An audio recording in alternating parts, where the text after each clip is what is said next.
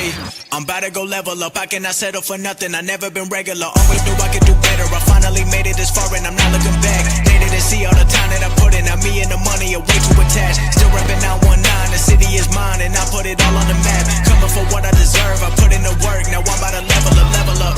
Been on my grind since 2013. Now the way that I live, I feel like a king. 24 hours, I'm locked in. I'm feeling like Kobe, getting these rings. They bring six. Smith underneath, and they get it. Thornton.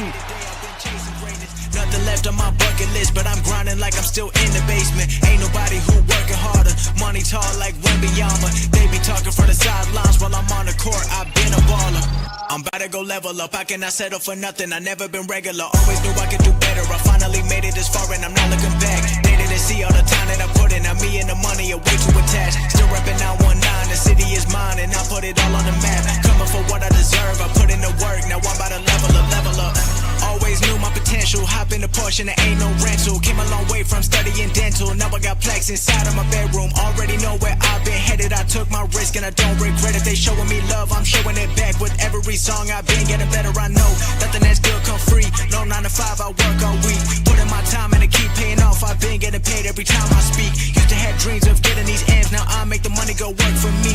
Can't stop now cause I got what I wanted. Ain't nothing I need in my life but peace. I'm about to go level up. I cannot settle for nothing. I never been regular. Always knew I could do better. I finally made it this far and I'm not looking back. They didn't see all the time that I put in. Now me and the money are way too attached. Still repping 919. The city is mine and I put it all on the map. Coming for what I deserve. I put in the work. Now I'm about to level up, level up.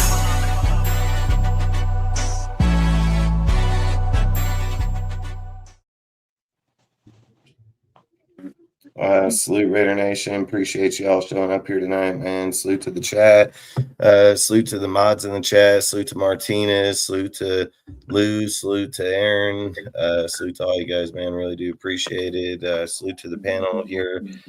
Mike, Mitch, and Harvey. Really do appreciate it. If you guys want to give a shout out before we get going, feel free. What's up? What's up, everybody? There in Raider Nation. It's the #1 Raider stunner. What? Salute Dustin. Salute Set Time Raider Mike. Nice meeting you, and salute to you, Raider Mitch. Nice meeting you. And let's tear the roof off like Parliament with some more Raider news. Thank you very much. Yeah, I was gonna say, hey, Dustin, as usual, thanks for having me on your show. Always love doing it. Great show. And Harvey, you know I love you, brother. Of Uh, course. and Mitch, you're working in here nicely as well. Always nice seeing you again in here as well. And in the chat, Lou, Martinez, Aaron, awesome. Appreciate it. I know you guys will be here all night, so we'll be here all night. So enjoy the show. Yeah, salute to the chat and Dustin for sure. Thanks for letting me be on the show. Sacktown Raider Mike, thank you very much for reaching out to Dustin and helping me get on the show. It's nice to meet you too, #1 Raider stunner. It's really good talking to you in the back show too. So enjoy it. Looking forward to this tonight. Thanks for having me.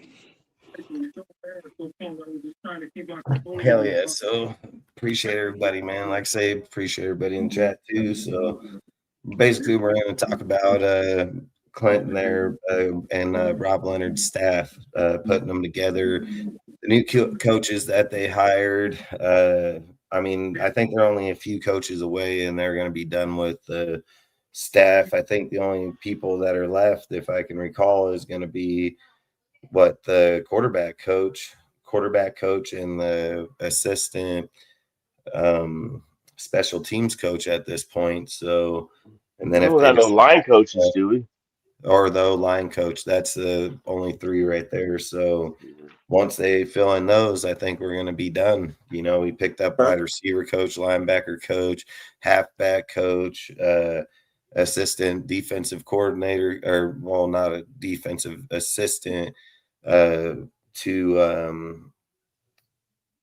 Rob Leonard. And I feel like they built this staff better than any staff I've seen in my time being a Raiders fan.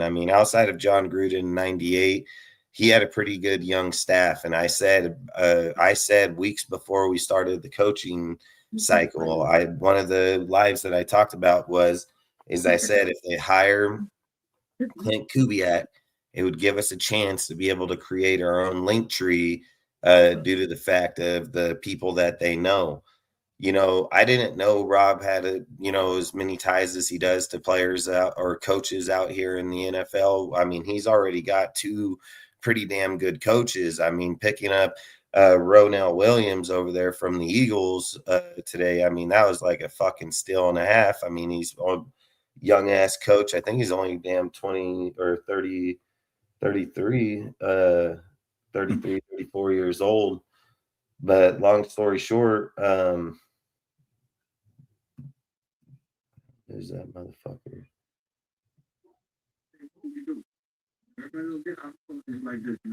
My bad. Justin, we don't have no line coach, do we? I don't We have don't have written an down. O-line coach, no. Or a D line coach, do we? Yeah, we got a D-line. Oh yeah, D line coach is Smith. I'm sorry. Yeah, we got a D-line coach.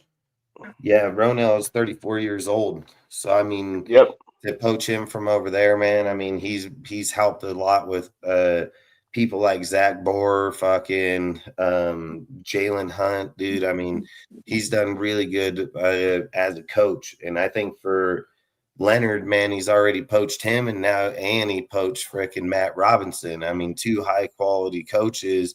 And this dude been sitting up behind Patrick Graham the whole entire time, dude. I mean, I think it's kind of embarrassing to sit and say that we were rolling with Patrick Graham this whole time, but this dude got actual real fucking coaches. Like Patrick Graham ain't never had no coaches like them, not one time in his whole entire tenure. And every single time that Patrick Graham and them fire him, it's somebody else's people like Pete or Josh, So I think that's kind of weird.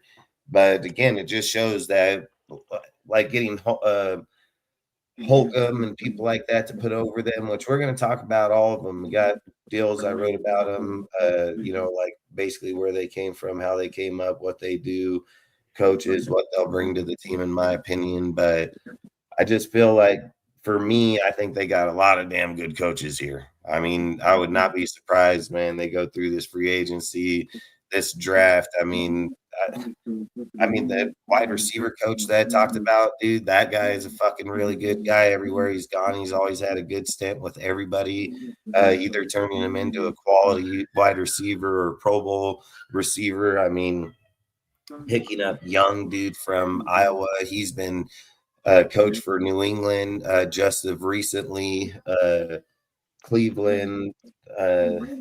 Either way, I got numerous deals, which we'll talk about them later. But just like I said, they just went out there and picked up damn good people. And if we get that kid from the Vikings that looking at him for the quarterback coach, I mean, that's going to be a damn steal right there. I mean, he's young as fuck, and he's coming up too with hell potential. And the thing I think is crazy as hell, like they've got a young staff here that's got all the potential in the world. And if they do like Klint was talking about in Seattle, where they all sat in a room, hold each other accountable until you can figure out how to fix the problem. I mean, this staff can be dangerous. It can be dangerous because there can be a lot of people that leave here over the next few years in certain positions that do create the start of the Klint Kubiak fucking link tree for offense and maybe even Rob Leonard for defense. I mean, you got to think Rob's young as hell. You know what I mean? Like they're both, all of them are young as hell. I mean, I think that's the oldest is special teams dude, 61, 62 years old. I mean, but for the most part, the rest of the staff is all damn young people in all positions, which could be, it can be a good thing and it can be a bad thing. But a lot of these guys have a lot of experience, man. None of these guys just came up and was like, oh, you're going to get the job and you get the job, like they had to work for it. Yeah, all these people did, and they're still looking for the outside linebacker coach, which they may poach from Tennessee and Sala and them. So like I've said, Rob Leonard got connections, man. And I think like the more he goes, over the years, he's only going to bring a really good staff over there too. But what do you guys think about the hires? And what do you guys think about like what they brought today? I I like. think. Okay, Go ahead, no, Harvey. go Go ahead, Sack Harvey. Town. Go ahead, You Harvey. sure? No, Okay, all right, you all right. started. Well, my opinion about this coaching staff, like you said, Dustin, I haven't seen a serious Raiders coaching staff like this, man, since 1998. And with this coaching staff, I mean, all this experience, I don't want to say, most people say it might be a gift and a curse, but I don't really think that. I think Klint Kubiak, his pedigree and since him being around for so long, the man know what he doing. And that's my opinion about it. The Raiders gonna go far under his guidance and wisdom. And that's my opinion though.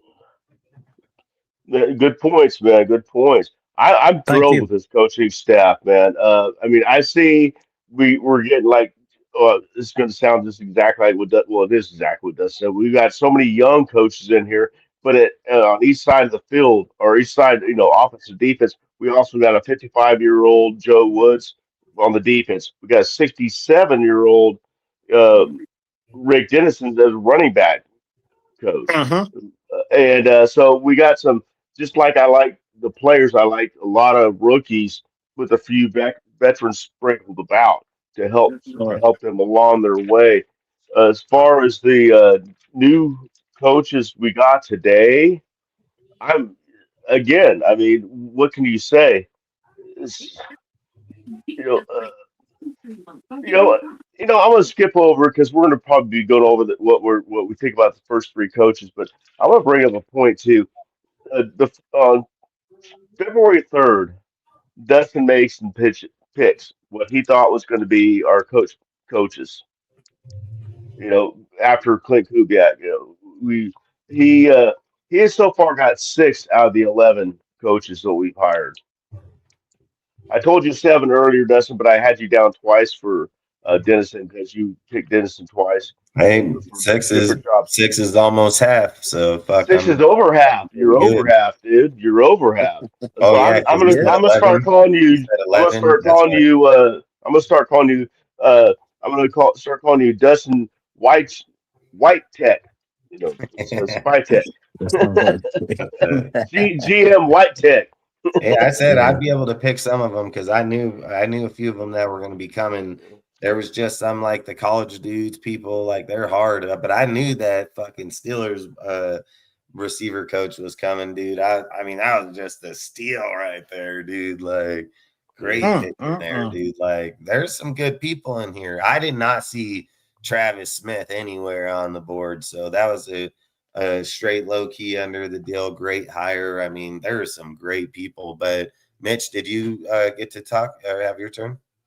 What I was going to say is I think it's great that we got some young guys coming in. I really do. For me, listening to that coaches when they introduced Kubiak, and you listen to all the veterans and all the guys that sat down on that panel and everything, they all said it starts with the offense and the defensive line. So I'm really, really curious of how Travis Smith's going to do. And then whoever we're going to hire as our offensive line coach for sure. I mean, those two to me are very, very key for what we need moving forward. Yeah. Munchak, dude, fucking, I'd love to see him come here, man. If we can get him, I mean, he would be a great hire, but I don't know if we can get Jeff in them because I've said like what stopped us from getting him. Clint's been here for over a week and a half. Jeff, what is it, Stoutland? We could have hired him at any given time. Like there's nothing in the way of hiring him. So I don't know if he even wants to coach or if we're even interested in him. And don't get me wrong, it could be the way that they're going about things, but I wouldn't be surprised even if they went to college for the O-line coach. You know what I mean? Like I would not doubt it. But if we can get fucking Mike Munchak, dude, I mean, he would be a great hire for the O-line, but I don't know. I mean, we tried to get Benton. They blocked us. They wouldn't even take the deal at all. Like, I feel like it's just. I wonder why. I mean, the thing was, is I knew they were going to do that. I knew they were going to block freaking Howden and Benton. But Man. Benton also said that he wanted to stay there anyway, so I don't think it was a bad thing Right. for him. So I Oh, don't think that's the one who said he wanted to stay with the team he was with. Yeah, I he saw said, that in the yeah, news Wow. today up here. yeah. Wow, man. Yeah. Yeah, they don't want to leave. Those guys up here in Seattle, they don't want to leave. They got something nice going. Oh no, they see it. They see it back to back, man. Yeah, for sure. Mm. Mhm. Yeah. And don't get Wow. me wrong. I mean, when they went to that Niners OC over there, he's the longest tenured coach with Kyle, and now he left there and he's the OC over there. He runs the same system. So the He transition, run the same system. yeah, he runs the exact same system. They all do. Like, Damn. that's Mike McDaniels, fucking Kubiak, fuck all them. They all run through all the same shit. I mean, and at the end of the day, there's a fucking lot of coaches that actually come from that link tree. It's just when you get Yeah. Kyle Shanahan and you get Sean McVay and people like Andy Reid and fucking Matt LaFleur and all these other guys, all they're doing is just running the same West Coast, putting different their stamps on how they're running those plays, you know, but they all come from the same fucking deal. They're all interchangeable. And it's even bigger than that, dude. It's bigger than that. I think out of the 6 teams in the playoffs, you know, like once they were in the playoffs, it was like 5 out of 6 ran the West Coast offense. I think the only team that didn't run it was the Bills. I think they ran the spread, you know. So at the end of the day, the West Coast is pretty much been the most dominant deal for a long time. And I think when you have Kubiak, you're looking at the squad they're putting here together. Like, let's just be real. Look, I'm just going to put this out there. If the Raiders were to sign Alex fucking Pierce in free agency for $20 million and draft fucking Omar Cooper Jr., if he makes it into that second round, our fucking team's gonna be dangerous. Our team will be dangerous as a motherfucker. Like, if you're telling me you got Pierce, Tucker, Cooper, fucking Besh, I mean, oh shit. I mean, and Oh, just like yeah. I said, if you go back and look at the production that Fernando had in college, you know, Fernando had in college. If we're gonna pick Fernando, I think it would be best to pair him with somebody he's familiar with. And I don't think it's Surratt. I think it's fucking Omar Cooper. I think if Omar Cooper is able to go in that second round right there, and I've always said the combine can change a lot of things that people look at the receiver, but he's most projected in that second round right now. And if we can get him, man, I think our team would be one dangerous fucking team with those three, with Besh and Thornton filling out, because Thornton, I would have said, may have been a wash if they couldn't get the right coach. But the fact that we got fucking I can't never say that dude's last name, but long story, the wide receiver coach that we got, he can go. Oh, Twisted, Zani. Yeah, Zani. Zani. Yeah, I think that's how you pronounce it. Yeah, if he's able to develop all the people that he's done, I don't see why he couldn't develop Thornton. You know, like, I think Thornton would probably be able to come up through that deal a lot more. But a guy like Thornton can get lost when you don't have a really good wide receiver coach, because he's going to be dependent on production now, not fucking something later. With a guy like him, and just like I've said, you can go out there and sign Pierce. Pierce can be your big body fucking downfield fucking threat, and he's good. He's really good fucking player, man. Yeah, And he is. you get Tucker that you finally get developed. Yeah. And then you got fucking Coop in there, dude, with Bowers and them. I mean, dude, first year, year one, Fernando and them will probably beat the fuck out of people. I've even said, I'll go as far as saying, like, we'd probably go in the Chiefs and kick the shit out of the Chiefs. We'd probably beat the fucking Chargers for sure. And the Broncos probably be the only team that would probably give us hell just because of the defense. I mean, look, Klint runs an offense that he knows how to pick apart people, dude. And when you give him that many fucking options to run through wide receiver, tight ends, and halfback wise, I mean, the guy knows how to rotate his people just fine. He's gonna burn your fucking ass, dude. A guy like that. That's what I couldn't understand. Excuse me. This is what I couldn't understand. You know, Dante Thornton Jr. really last season, if you look at it, man, he didn't have a breakout season last season because he didn't do much. I'm like, whoever the wide receiver coach was, man, they didn't do a good job, man. Really. He had some difficulty in Tennessee. I mean, he's a Yeah, I big body know. guy. I mean, he wasn't really known for his hands too well, but Oh man, he got the speed and he's got right? the body, but his hands were terrible at Tennessee. God So damn. you got to fix that. Dustin, what do you think about Mike Evans is free now? I mean, Mike Evans just been hurt at the end of his, Yeah, that probably, he's coming off a collarbone. Yeah, yeah, and he's Oh been hurt man. before then too. I mean, I just feel like some players when don't get me wrong, he's one of the best players. He's won 1,000 yards every year of his career. 11 years. Year, 11. Mhm. Yeah. I'm not gonna Bad argue. man. I mean, look, if we got him, dude, for fucking $15-20 million, I'm not gonna, be against it. But the worst, What's he like? 32, I think. if I'm paying 20 million and I got a chance at Alex Pierce, I'm taking him before I take Evans. I mean, Yeah. I agree with you, Yeah, Dustin. that's true. The thing is too. I mean, he's probably he's getting near the end, and he's probably going to want a team that has a better promise of going to the playoffs, and getting to the Super Bowl. don't So get me wrong, man. I don't know how well I he'll think he's work. going to be above. I think he's going to be above 20 though. Yeah, and I don't know how well he would run in Clint's system, but I don't think he'd be bad. All I would say is if I'm signing a 3 or 5 year deal with any player, it's Pierce before Evans, and I like Evans a lot. He's been one of my favorite players, but I've just said certain players get at a certain point in their career, and then it's just injury after injury. It just seems like Uh, with him, it Injury just well, won't be the start of it. well, What well, about that's the thing. Shaheed? That's I just found my notes on him. Is he's projected at 13 to 17 this year. Yeah, He's 32. I mean, but he's probably I don't know, man. 13 to 17. That's not bad for a 6'5", 231 pound Hey, wide receiver with 11 1,000 yard season. That's pretty cheap. and I Dustin, mean, what Pierce or Shaheed? I would take Pierce all I day. I take mean, Pierce over Pierce, Shaheed. Pierce. Yeah, Yeah. Yes. What about Shaheed though being in the system? You know I what I would mean? like that too.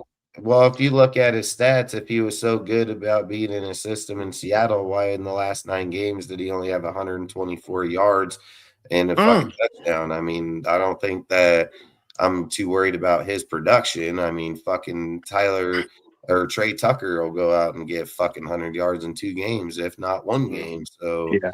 I Well, he mean, wasn't used. He wasn't used that much either. He Well, wasn't targeted that no, much either. I what mean, he's used for is opening up and keeping right, the defense honest, dude. That's what he right, does. He and separates special teams, and linebacker special teams. safety deal where they got to stay true to their shit. But Tucker is going to do that same shit, and he's younger. He's got. He's going to do that same damn shit. And then you got Betch. Betch's going to do that. I mean, we Yeah. have the players. I don't think we need Rashid because he's gonna want fucking $15 million. Fuck that. I'm getting Alex or Pierce. Pierce is the best bang for our buck. Young as fuck, good as fuck, and tall as fuck. So I mean, he's the guy you need to be able to separate people on that, keeping them honest over there and in the red zone. So you got guys like them, Bowers and him in the red zone. I mean, and his production's in the red zone. So Yeah. I'm fucking rolling over there. Yeah. That's my opinion, No, I get it. I appreciate that. Yeah. Me too, though. Yeah. If you got small receivers, dude, with big bodied guys like that put up numbers, and he does it in the open field too, he won't be our one, but I don't need him to be the one because at the end of the day, if he's the number 2 receiver and then fucking we draft Cooper will be the one over time. He's the one that's the fucking key player here because he's a perfect route runner, dude. This guy is phenomenal fucking player. He comes here into the NFL. He comes with our wide receiver coach start now. He's gonna be great. He's not just gonna be good. He's gonna be great, dude. Like he's the dude that gets separation. He is like the perfect fit for fucking Klint Kubiak's offense, dude. I mean, he's like perfect fit for it. He's great route runner. He's a great separator. I mean, the dude, he can burn you quick. He can burn you short. I mean, he can go deep, middle. I mean, Coop is the guy. I mean, I would even trade up to get Coop if I knew someone was trying to take that fool, because I think if you're trying to go out there and win now with Fernando, give him somebody he's familiar with, dude. And I mean, I'm not a Surratt guy, because I just feel like Surratt was just, he's a red zone target, but we got Bowers in them. We got Bowers, Mayer. We got all kind of people. I don't think red zone should be our issue to take a guy like Surratt. I don't like Surratt, dude. I think, like I said, I think we'd be better off just getting Pierce and then taking Cooper. But that, again, my deal. But outside of that, it is what it is. Hey, check this out. I just looked up Mike Evans' his injury history. 2018, missed 2 games with hamstring. This is going to keep going. 2019, missed time due to a hamstring. 2020, limited early in the season with a hamstring. 2021, weeks 16 and 19 with a hamstring. 2024, missed multiple games, 8, 9, and 10, hamstring. 2025, significant hamstring week 3, and then that's when he had his collarbone injury. I had no idea he had that. I mean, that many hamstring injuries. Yeah, that's why I mean, said is that just like a bad trainer, or I mean, is that I think once players get certain injuries, they just keep reoccurring. especially muscle ones, muscular tendons and stuff. Dude, he was out last year at the end of the season. Fucking do that shit, dude. He went off the field pissed off. I mean, it's just like I've said, Mike Evans is good, but if we're looking at, who's going to give us the best value now, I mean, it's got to be Pierce, man. He's young. Yeah. Unless due to shit, unless due to fluke shit, he's most likely not going to have those type of injuries right now. So yes, I think when I first heard that it was a collarbone injury, that's all I heard about was his collarbone injury. But I'm just looking it up now. Yeah, 1, 2, 3, 4, 5, 6 seasons, man. Hamstring, same. I don't know if it's right or left or whatever, but still. Yeah. Well, like one said, thing's for certain in the NFL, y'all. Troy, right. NFL player cannot. I mean, you can be the most trained player in the NFL. An NFL player cannot avoid an injury. When they're gonna come, they're gonna come. Yeah, but with the muscle injuries, though, the more training you have, the less likely they are to happen. True. I mean, true. Torn ligaments, broken bones. I mean, there's no way to avoid that. I mean, you get hit the wrong way. Even ligaments to an extent, if you stretch right and stuff like that. I think it does. Yeah. Broken bones has nothing. I mean, you can't train for a broken bone. I mean, yeah, that's true. But I think if you work out muscles right and stretching right and stuff like that, it lessens your things. I mean, if you're just running down the phone, all of a sudden your hammy pulls. Yeah. Over and over and over again. I think my football coach had always told us to do was stretch. Always. He told us always to do that when I played high school football, when I was a right outside linebacker. Randy Moss never stretched 4 games, dude. Fucking. Oh, he never did? Nope. I didn't know that. Yep, I never know that. He never stretched before games. He always said he came ready. Fucking. Just how he was. But some people got it, and maybe he had a great career. So, I mean, I've said Max, dude, you got to be careful. Came to the Raiders. Max has had a lot of surgeries, a lot of injuries. This was a big surgery when it was supposed to be a meniscus cleaning. Nobody knows the true injury that he had. They just know it's a big injury he had, and that he got it done right now. So. I've said sometimes when you start getting injury after injury, they just start to stack up, man. And that's just the facts. It's just what the NFL does to people. But and then, Justin, what did I tell you? I told you Max Crosby is the Anthony Davis of the Raiders defense because he's always getting injured.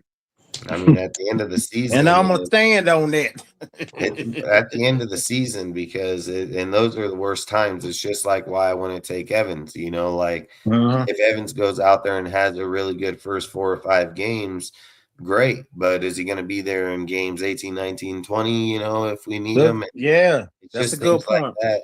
And I think, like, if we build young right now, we could afford to give Pierce a fucking 4 or 5 year contract. He's young, dude. Yes, He's a good fucking yes. receiver.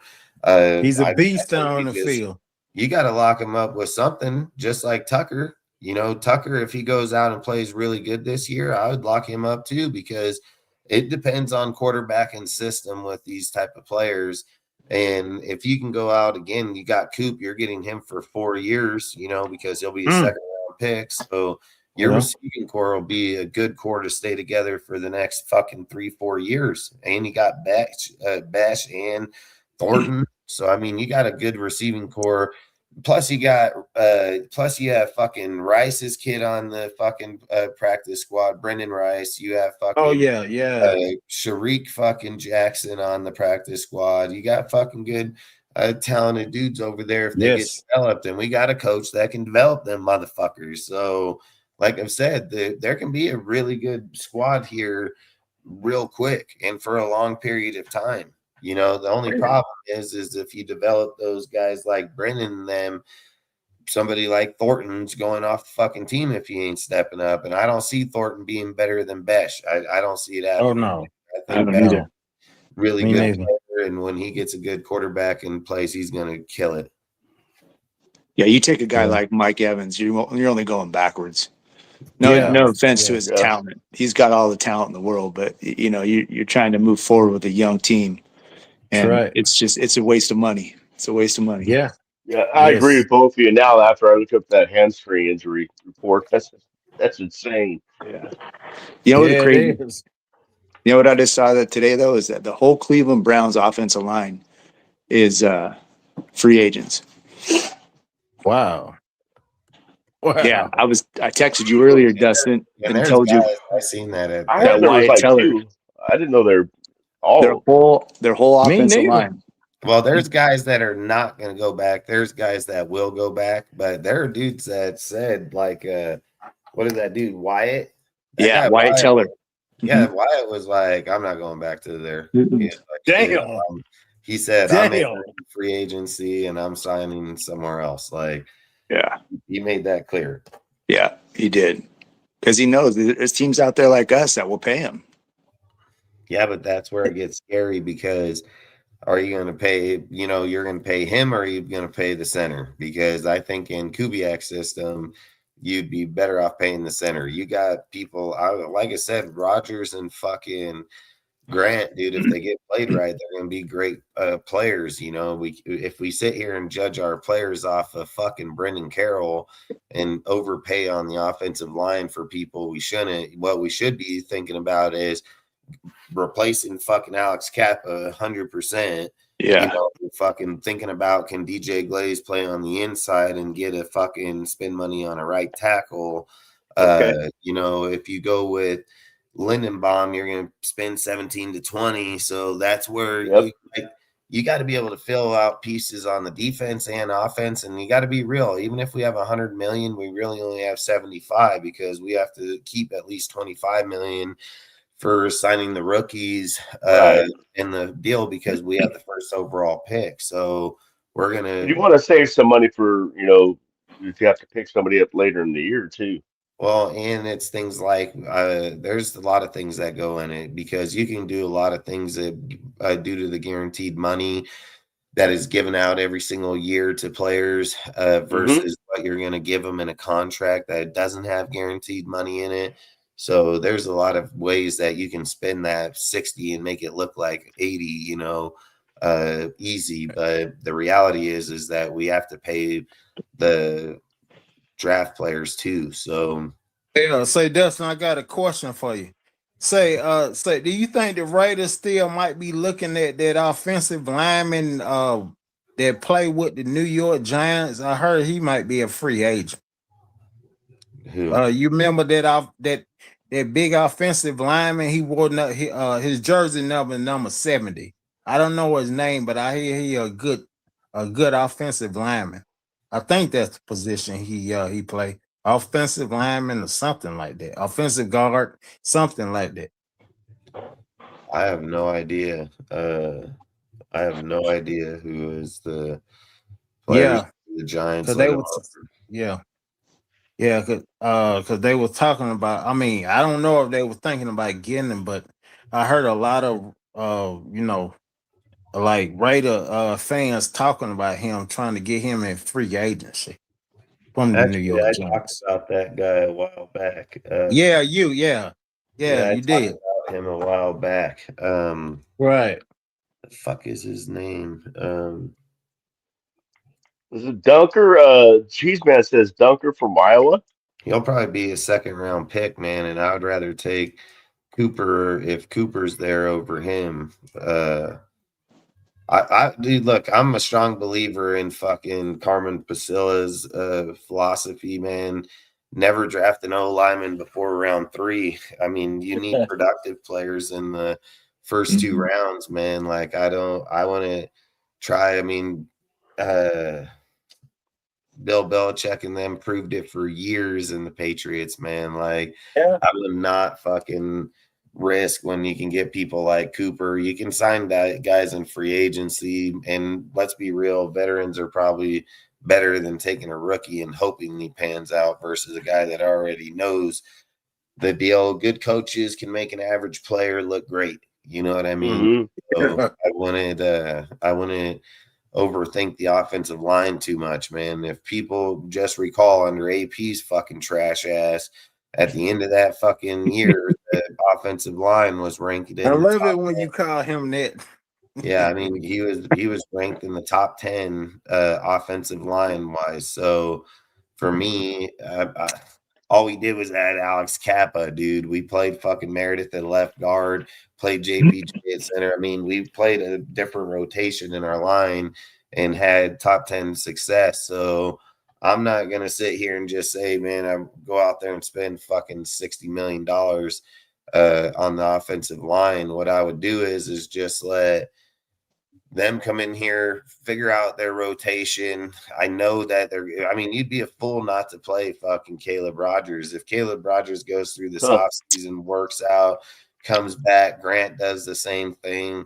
They both played good when they were in there. There was a clear difference in the way the offensive line, and again, that's still under trash ass Brendan Carroll. So I would say I would most definitely be looking at them. And I would move DJ Glaze inside. And if he can't work inside, I'll just turn him to a rotational player because I want to cut him. I mean, he's good. I would still use him for backup. And then I would cut Parham. I'm not paying him $10 million. I'll cut his ass and play fucking the problem is where are you playing JPJ? If they think JPJ is the center, then you're saving yourself $20 million. And if I was them, I would probably focus on JPJ trying to play center because I'm not trying to go out and give $20 million to Lindenbaum, dude. I just think it's too much money on the offensive line. I mean, I get it. Like, I think it was Rodney Hudson. I think we paid him 20 mil. I mean, it just depends, man. I think you can get, if you got good wide receivers, if you have good wide receivers that get off the line and are beating their corners, man, why do you need to have the perfect O line? You know, like, I think if you be back there for 3 seconds and hold them and you're doing Bowers, all these guys, I mean, I don't know. They're going to make the defense stay honest. Genty's going to burn them. I mean, I think differently because I think we need corners, we need linebackers, we need we need safety, like we need, you know. So I would rather spend 20 million on a corner than the center. I'll just be dead ass honest. So say Raider Mitch. Yeah. So I'm gonna tell you like this. Let me add a little comedy to this. See, when Dustin talk about Antonio Pierce, he call him trash ass, right? But when I talk about Antonio Pierce, I don't call him Antonio Pierce. I call him Bald Bull from Mike Tyson Punch Out. That's who he look like. He was a rah-rah guy, man. I knew he wasn't going to work out. I knew the minute they hired him, he was going to work out. I didn't like him. I'm like, what the hell? They're going to put a damn defensive player as a head coach. What do you know? Yeah. The last time he was the head coach, he was like in high school. Yeah. And Yeah. then going back to what you said about the offensive line from the Cleveland Browns want to leave, I'm a hey, look, I stand on this. The last time the Cleveland Browns were contenders when they lost the 1986 AFC Championship game against the Denver Donkeys when they had Bernie Mhm. Kosar as quarterback. Well, I know one thing about the Cleveland Browns is they've always been able to run the ball really well. So I could Yeah. appreciate their O line for how long those guys were there.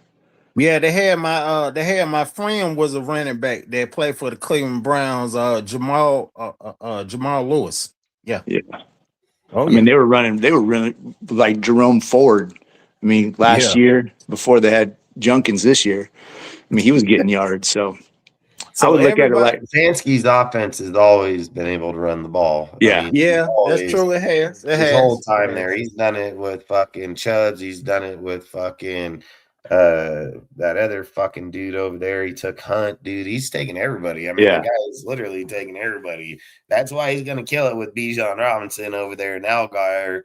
If he stays over there, I mean, just watch the fuck out because Oh, yeah. Whoa. he's always had it. Oh yeah, You Bijan's mean nice. the former Atlanta Falcons running back Bijan Robinson is playing with the Cleveland Browns now?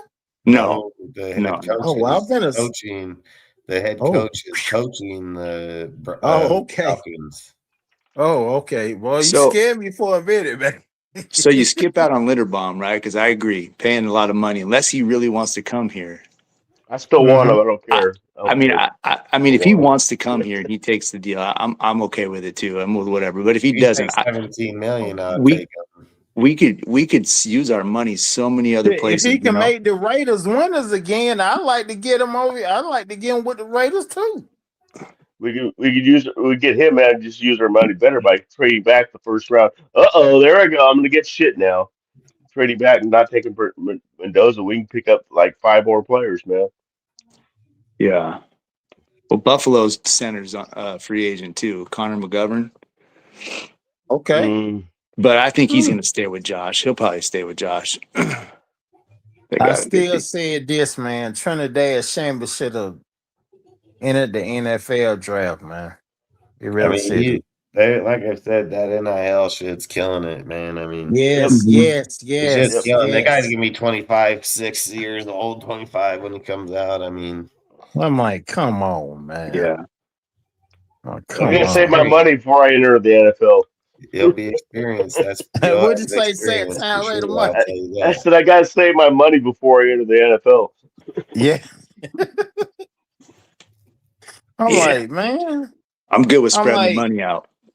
I'm like, man, back in the day, man, Yeah, I think damn. if you can spread out that money and draft these dudes. If you want a center, you can draft them in the draft. There's numerous dudes that play center guard that are good fucking centers over here and won't cost us shit, you know. Fucking them will get them on multiple years. I mean, at the end of the day, good coaches is what make good players. And this staff right now is going to make good players. Like, look, these are the two things I think.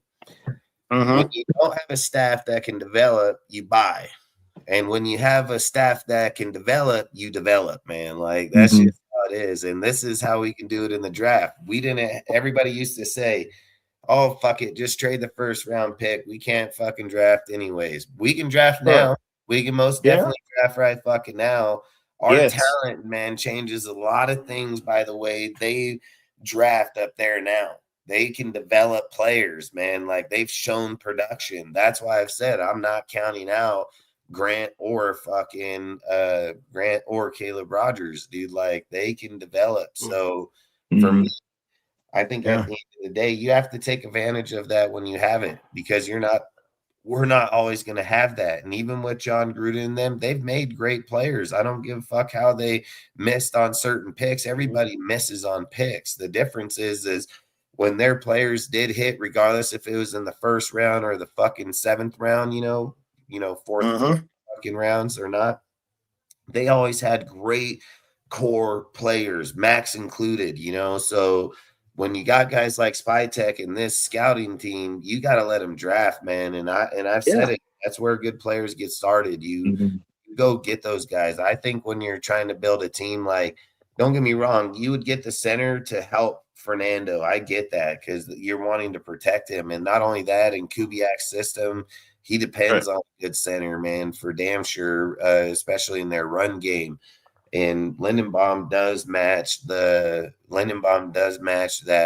forte. The difference is he want to go to the Giants with Jackson Dart, or does he want to come here with Fernando? You know, like that's something I don't know. And I know he has connections with Harbaugh. At the end of the day, I mean, money's money, but sometimes it's not about the money with players. He's also made it public that he said in the beginning he wanted to go to the fucking Giants. So that's the only thing where you get players like that is, are we going to overpay to get them here? Like, I don't want to overpay for players, man. If they have a destination somewhere else, let them go there first. If they can't get the money to get him, then we worry about that, because then we won't need to overpay for him. But I would say if we're trying to pull him from hardball versus he can't go to hardball, there's big difference how you're going to be paying him. So Yeah, that's true. I was just thinking Leonard Ball, we put him at center. We put JBJ at left guard, Caleb Rogers at right guard, Colt Merrill at left tackle, and maybe find a decent right tackle in the draft, like in round 3 or 4, maybe 4, something like that. If there's one out there or something, and our O line in the center, because you put two wrestlers right next, because JBJ is a wrestler. He's love wrestling. That's huge on the offensive line, that you have that balance and that kind of, you know, angles that, the angles they take, and and also Linderbaum was a big time wrestler, you know, going through high school and college. So you put two Okay. wrestlers next to each other in the interior line, that's going to cause havoc to defensive Mm. lines on that side, in the middle Major and on that havoc. side. That's Major havoc. huge. That's fucking huge. You have to consider that. I mean, the fact that they're both wrestlers, and Mm. they know angles, they know physics and shit like that. That people that don't know wrestling don't know. It's huge for, especially for an offensive lineman. Right. I'm looking at I some of think he's this I worth stuff. a agree couple with extra that. million. Because I think, in my opinion, he's worth a couple extra million on the offensive line. In my opinion. Yeah. But we probably won't, like Desmond says, he's probably going to go to Philadelphia and follow John Harbaugh over there, or New York, I mean, and follow John Harbaugh over there, so it doesn't matter anyway. But that's why I think it's a great idea to get Leonard Ball. If you have to pay a couple hundred or a couple million more, maybe give him 19 million. I mean, fuck. He probably already yeah, knows where You, he's you, Lindenbaum going. you, has you some give you give your professionals that quarterback room like up the middle, and what and they and it changes things if he's not getting do, pressure Ryan. up the middle. Yeah, that's true. But, Yeah, but Lindenbaum's more of a run center for sure. He yeah. does have bad pass grade. When it comes to his run grade, is obviously his more elite grade for sure. Yeah, Uh, he can't get ran over a bit on the by yeah, and bull having a guy rushers. like Yeah. Mendoza, it could make him vulnerable too. I mean, don't get me wrong. That dude, look, that's Hmm. what I'm saying. I wouldn't put past if they roll with Meredith and fucking JPJ and them, dude. I think it all depends on scheme, how you're being taught how to control leverage in the line, dude. I mean, I'll keep saying it. I do not like AP, and that line was top fucking 10. So if we just look past that and start spending money somewhere, it probably shouldn't need the money. I mean, myself, I can cut Parham and still rotate my players on this line and not sign one fucking dude, not one dude. The only position I might have to sign is right tackle, because I don't know if Grant, I've always said when players get to college or from college to the NFL, you want to keep them dominant one way, when they're playing on the line. That's why they always say if you're going to go to left tackle and you already have your left tackle there, you usually play him in the left guard, so they're able to pick up those protections. And then when Colton leaves, he just slides over, like that's how they usually train. For him to go Right. over to the right tackle, man, we had a player just a few years ago. I can't remember that fucking dude's name. Was it Munford? Or I don't know if it was Munford. It might have been the dude before he was under Gruden. Then was Munford the one that came from Georgia or the Gators? He was a really good left tackle in college, but they tried to throw him over to the right tackle, dude, and just got fucking beat up all I the think you're time. right. Yeah, I think you're Yeah, right. I Dustin. don't. I just don't remember what college he went to. I know who you're talking about. Yeah, but Yeah, and I mean, don't get me wrong. I've said sometimes when players have to retrain their legs going in a certain direction where he would Right. be more dominant setting back his right versus his left, those things tend to catch up. So I would, if it was me, I would probably look to say like, hey, how does fucking you move Glaze inside? I would almost say, I don't know how big is Caleb Rogers. How big is he? Is he big? Is he big boy or is he what fucking 300 pounds? Fucking I can six. look him up. I can look it up for you. Because Rogers, I would almost say, why not push him to the outside and see what he does out there? Because if he's not just some, too big of a guy where he can't move around, Be a bad idea. I mean, Be a bad idea. he's young, he's athletic. I mean, I think he can probably, but I don't. Again, it will depend on size and weight too. I mean, Yeah. Caleb Yes. Rogers on the lighter side. He's 6'5", but he's 312. I mean, it's not yeah, I light. don't see why he for can't get out for a guard, that's pretty light. That's kind of light, I think. And then It is, but sometimes it's just about how fast can he move out there? Because right. in Well, I like Caleb. Yeah, in today's deal, it's about leverage on big players, getting a dude Mm-hmm. outside, and then he moves back inside. It's about getting back on him. You look at a lot of these big players, man, that's how they get set up. They know they're big. They get them moving back on one side, act like they move out, move back inside. Guy can't get back in on him. A guy like Rogers, man, he will have that athletic and still be not too big where he can't move, and again, I would just have to see, but I wouldn't count it out. I would go for every option because I don't know if I would want to play Glaze over Rogers. I would rather play Rogers. So, I mean, from the gameplay I watched, I would too. And Grant last year, I don't see why they ain't on the line. If the Niners were interested in both of them and was going to take one of them, if we didn't take them, and fucking damn well they would be playing right now on that Niners team. It'd be right on that line playing, I don't see why they can play there, but they can't play here. They play in the NFC West, fucking one of the toughest divisions, and they can't play in this motherfucker, right? No, it's just because the coaches can't develop them. That's the difference. And we fucking dink. That's right. That's right, Dustin. They can't develop them. That's why they're always shitty when they come here. It is. It's facts. I mean, watch Porter fucking take off when you get people like Matt Robinson and fucking Joe Woods fucking coaching those motherfuckers up. Then watch, some people just can't coach. It's just what it is. And some people don't play good in the system. And, they better get rid of Kai Blue Kelly 100%. I don't give a fuck. That guy better not come back just as bad as Geno. He needs to catch the same plane out, man. Like ASAP. Fucking. Hey, man, speaking of Geno Smith, excuse me, Jamarcus Russell 2.0, is he still the starting quarterback or have they let him go yet? They haven't let him go. I mean, technically, he's still the starting quarterback for the Raiders, but that'll be decided here, in next fucking month or two. I mean, what is it? It's probably in the next month because I think by like March 13th or something, they got to decide those. That way they don't take a big hit when it comes around post June 1st or March 13th decisions. Yeah, as you can see, Dustin, I put in overtime tonight, man. I got me a new phone now. So it's well charged up. Oh, yeah. So I'm putting in overtime tonight. Hell yeah. Hell yeah, man. Elway's the smallest Super Bowl winning line.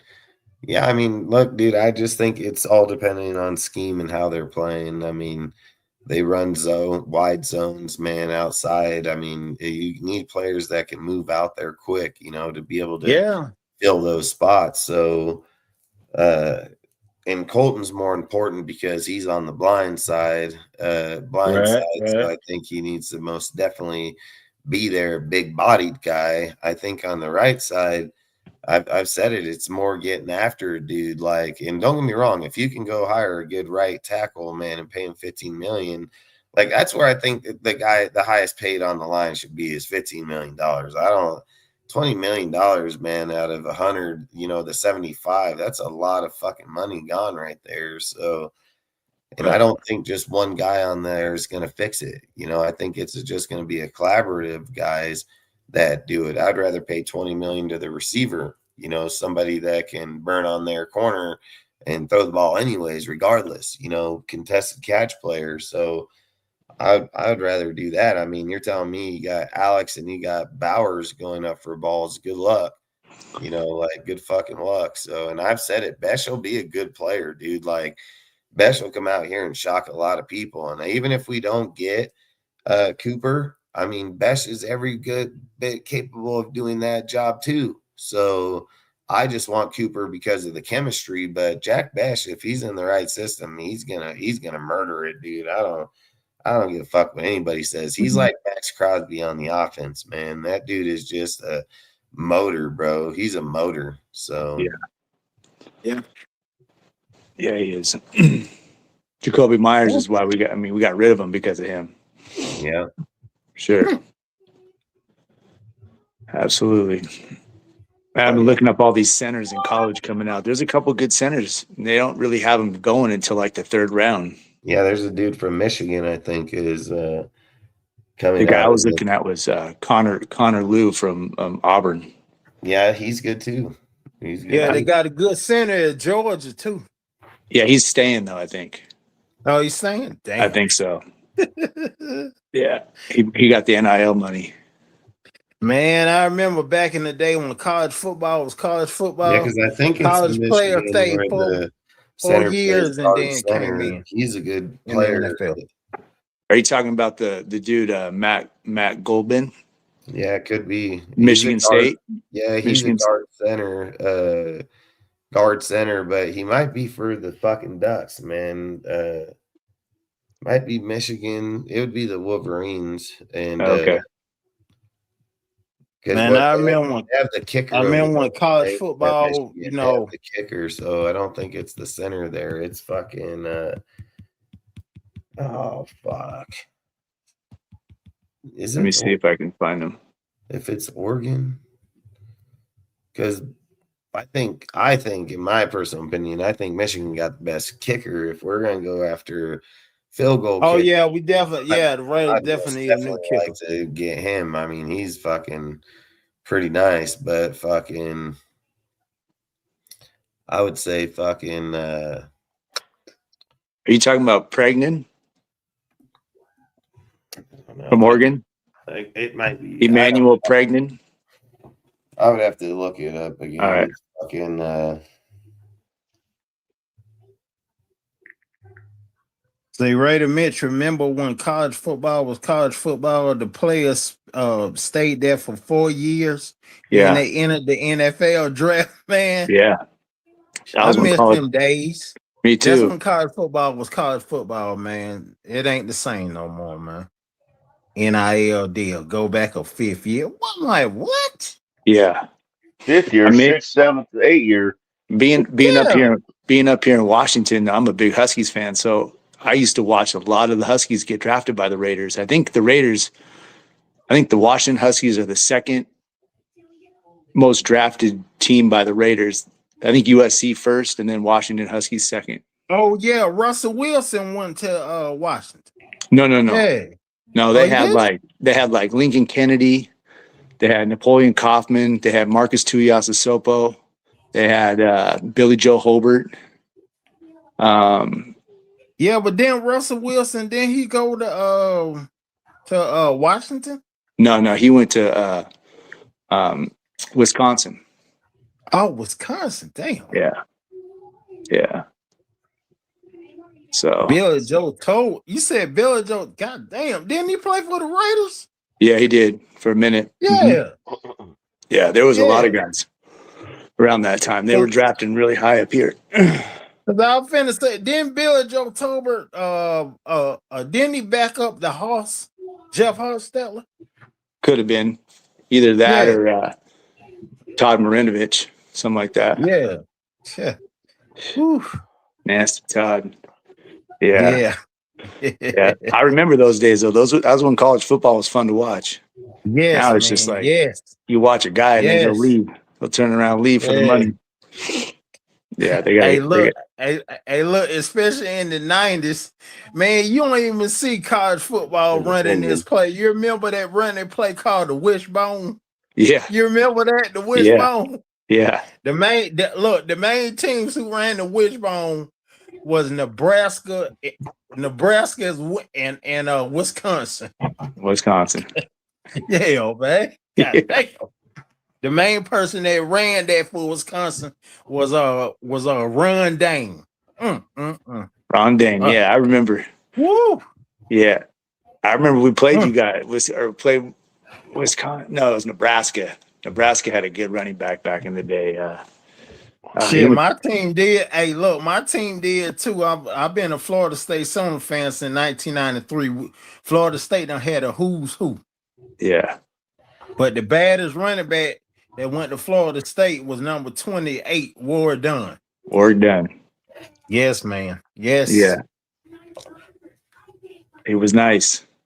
Yes. He was nice. Yeah, man. He was good. Damn boy. Let me say something real quick. The one you love to hate. It's not like we don't like. This is starting to sound like the Fernando Mendoza conversation. It's not like we don't think JPJ is a great center. We just think he's more valuable at guard, in our opinion. It's our opinion. It's That's not right. facts. It's our opinion. And Because that's he why can this cause is more havoc. America. It doesn't mean we don't think he's a good center. I mean, God, because just because we want somebody at a different position doesn't mean we. I don't get it. I don't get it. And not only that, Listen to everything we're saying, not part. It happens a lot. It happens a lot, you know. The Raiders scout team that's here right now drafted JPJ to be a guard, not a center. They see him as a guard, and they know he won the Remington Award. They knew he fucking was a good center. They believe in his size, his build will make a better guard later down the road. That's what they believe. Yeah, I agree with you. That's what I believe too. It happens a lot. A lot of the centers that come out of college, they get drafted to be guards. I mean, because I live up here, I hear so much Seahawk news. They did the same thing this last year with Gray Zabel. They drafted him. He was a number one center out of North Dakota State, and came here and they put him at guard, and he played there all year long. Yeah. So I personally would rather have JPJ a guard. I do not want him to be a center. He to me didn't. I don't think he looked right when he played center. Oh, okay. Yeah, I agree with you. Wow. And I hate to give Brennan Carroll credit for that. Because I'm really not. I mean, I had to deal with Brennan Carroll up here. He was the Huskies offensive line coach before he left here to go. Really? Yeah, he was. He came with the head coach. He was with Arizona. Arizona Wildcats. Yeah. Yeah, he was with the Wildcats. Didn't know that. The three dudes that I was thinking that I have on my list for the centers was Jake Slaughter, Florida, is one of them. Sam Hetchett from Kansas State. I don't know if I said his name right, but Hetchett, however he says that. And Brian Parker from Duke. I think if we can land any one of those three guys, I'd be all right with it. Yeah, and I was just going through the whole mock draft, first 3 rounds, and it didn't have a center going until I think they had Logan Jones out of Iowa going late in the 2nd round as the first one taken off the board. I think Connor Lewis will be the first center off of the board for sure. Yeah, Connor Lew. Yeah, I agree with you. I think Connor Lew will most definitely be in the 2nd round. I don't see a first round center. I don't see a first round center, but I do believe Connor Lew will be the first center to go off in the second round.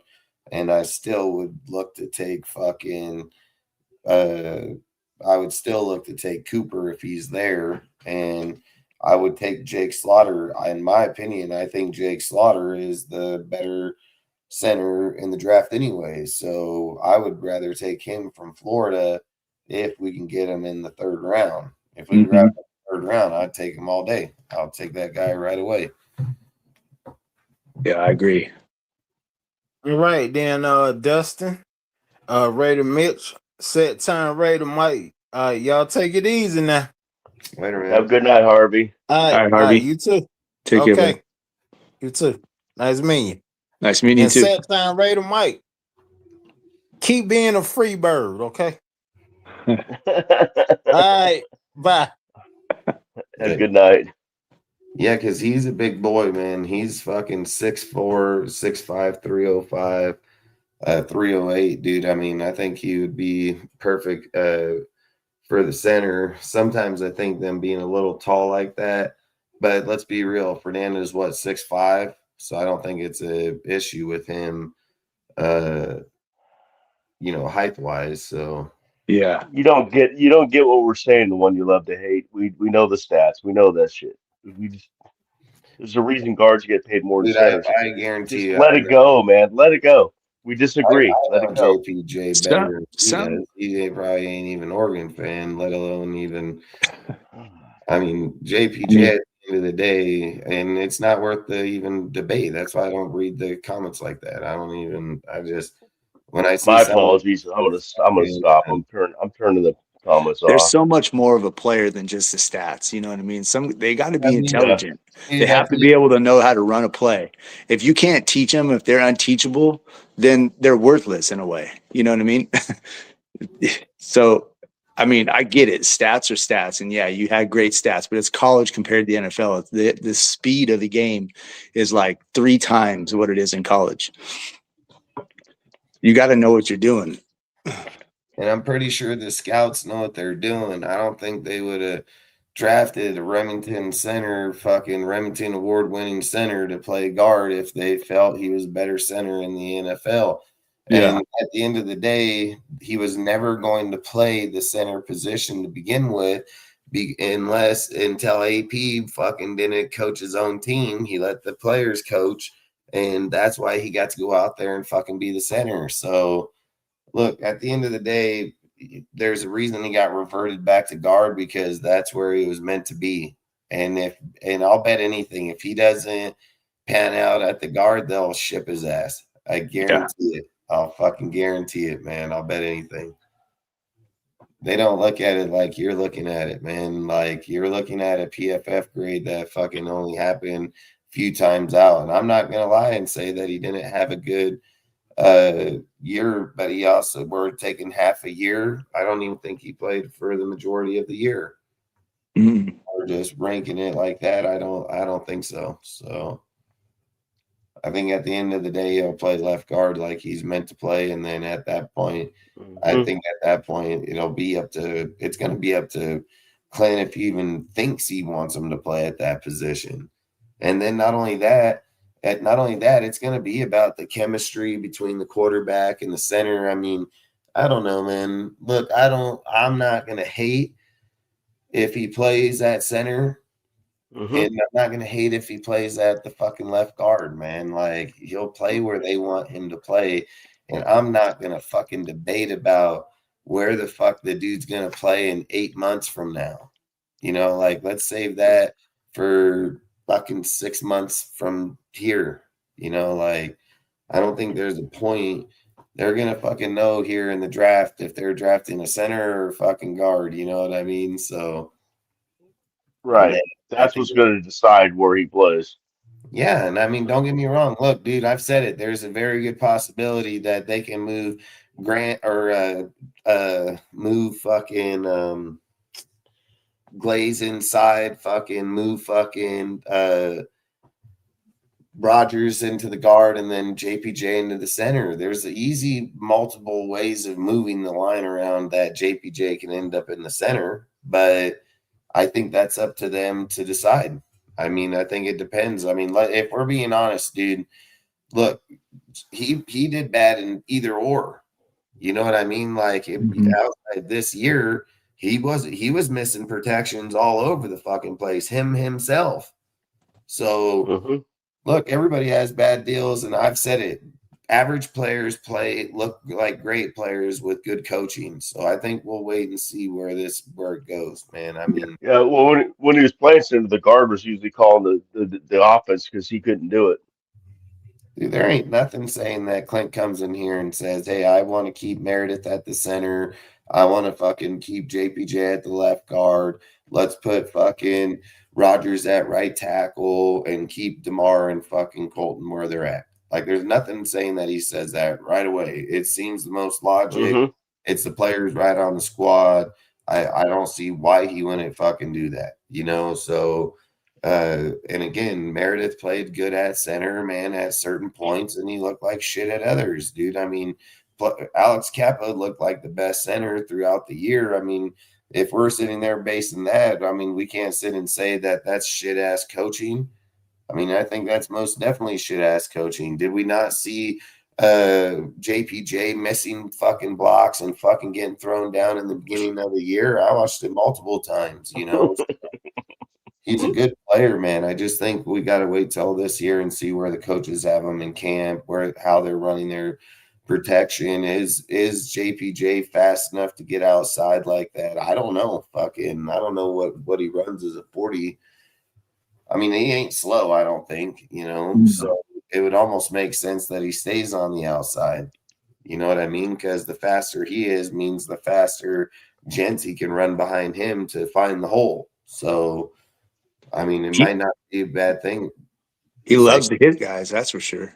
Yeah, and I mean, if you're being honest, dude, it would probably make sense to keep Genty in that, or keep JPJ in the left guard position, because if Genty runs left with fucking Colton and JPJ, you're 100% right. JPJ will fucking knock the fuck out of somebody, and that's where you get dangerous, because guys think you're going to run on the outside of Colton.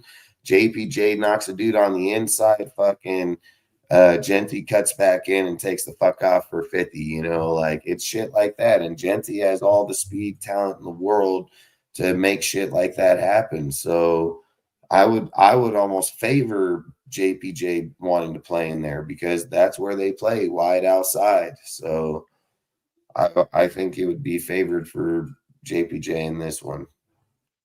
Yeah, he runs a 40-5. I mean, that's fast. That's fast for a lineman. So I would say you want him outside. I don't think you want to keep him at the center, bro. Like, that's what, in my opinion, I think make the most sense, that you have a big body guy that's aggressive as fuck, that can move outside quick as fuck, and lay a dude on his ass for Genty to get downfield. I mean, I would think that's what you'd want, not him sit at center. I mean, center, he's blowing forward.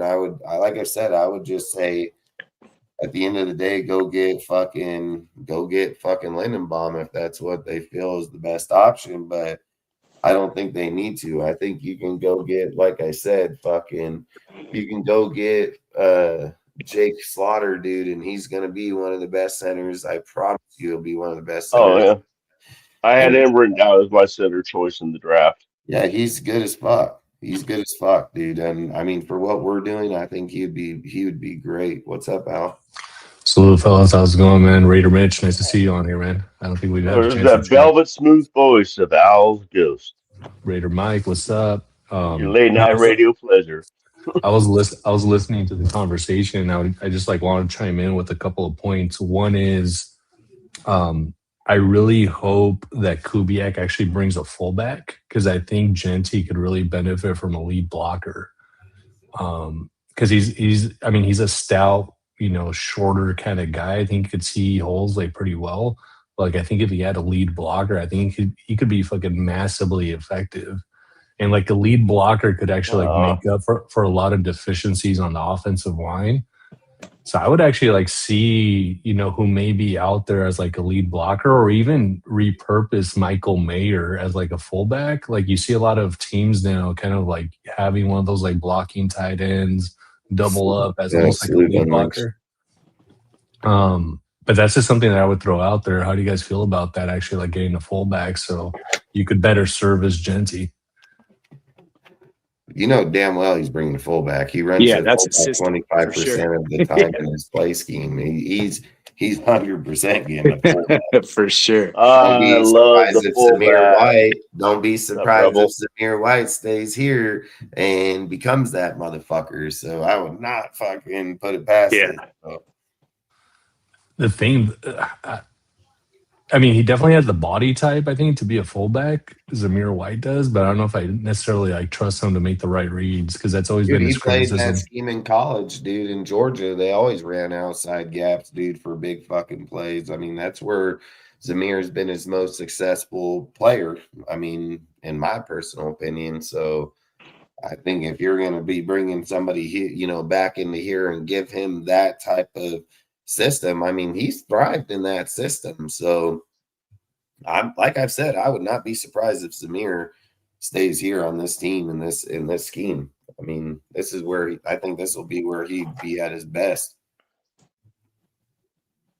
But he does run in the back of his players because he's like fucking paint horse, dude. Whenever they get over to the shadows, they can't see the fucking depth and they just run into shit.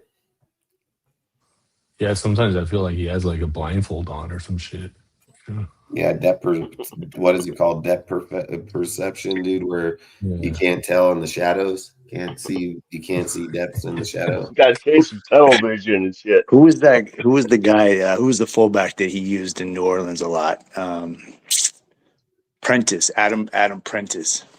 He ran that guy. Kubiak loved that dude. I could see that move coming.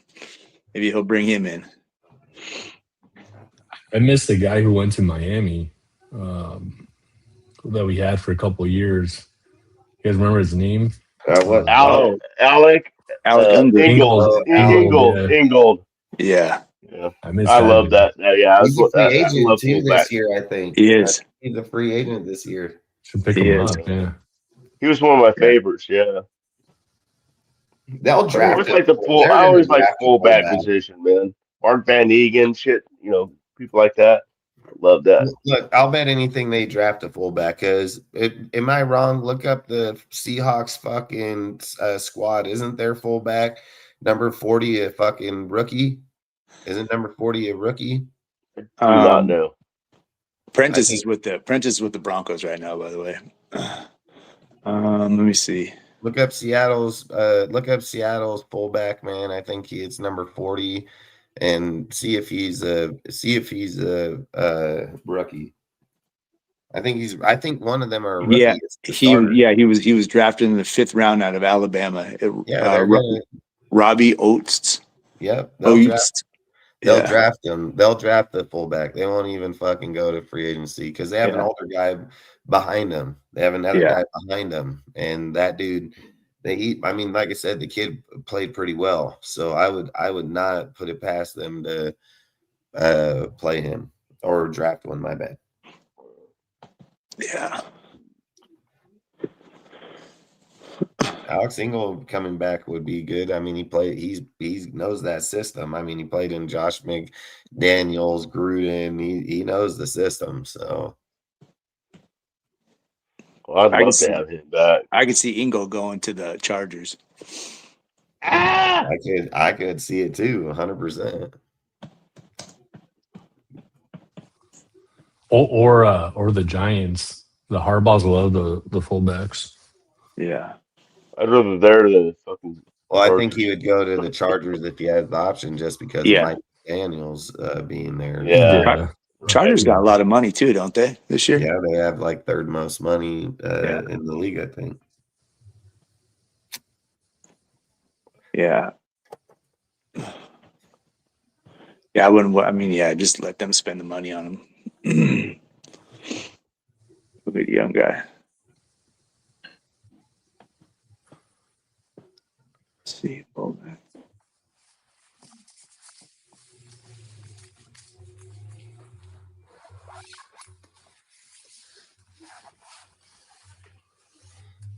Yeah, the fullback's like one of those forgotten positions, but I think it's like it could be very versatile.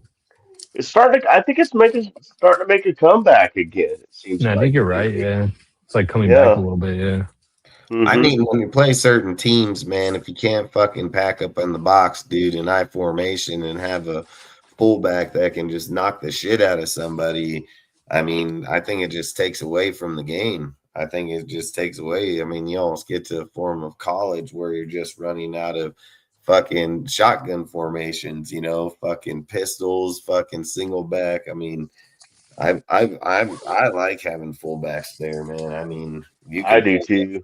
outside. I mean, good fullbacks can fuck people up, dude. So, That's some old school shit. I love the old school shit, I man. mean, who is it? Huge check over there with the You Oh yeah, check, yep. Leonard. yeah. 49ers, yep. Fuck, I would love to bring him here. Give us him.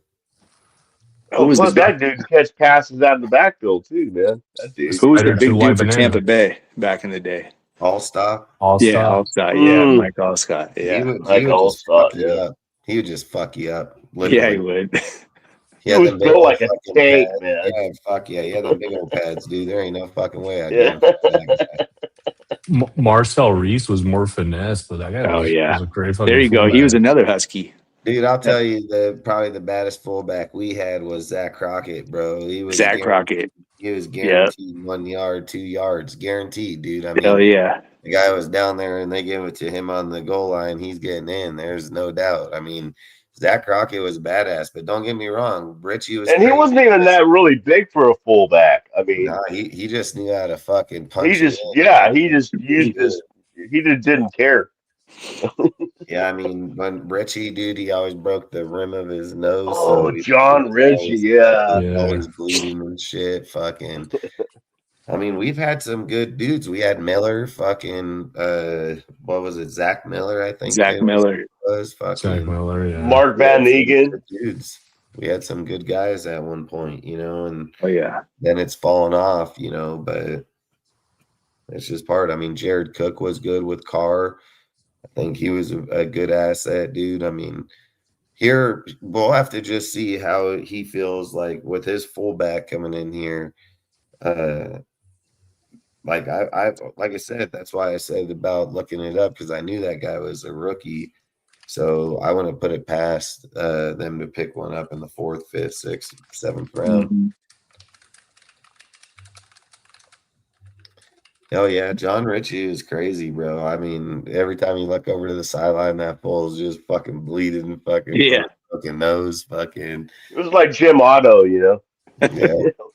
always had a bloody nose, man. Always had a broken nose every game. Hey guys, actually one of the fullbacks that's going to be a free agent is actually Patrick Ricard, from the Ravens guy. Yeah. He's built like a Ooh, fucking really? tank. I Oh, think he's yeah. like a 300-pounder. Yeah, he's Yeah. going to be available. Hmm. I mean, he's a little long in the tooth, but I think he's still serviceable. Yeah.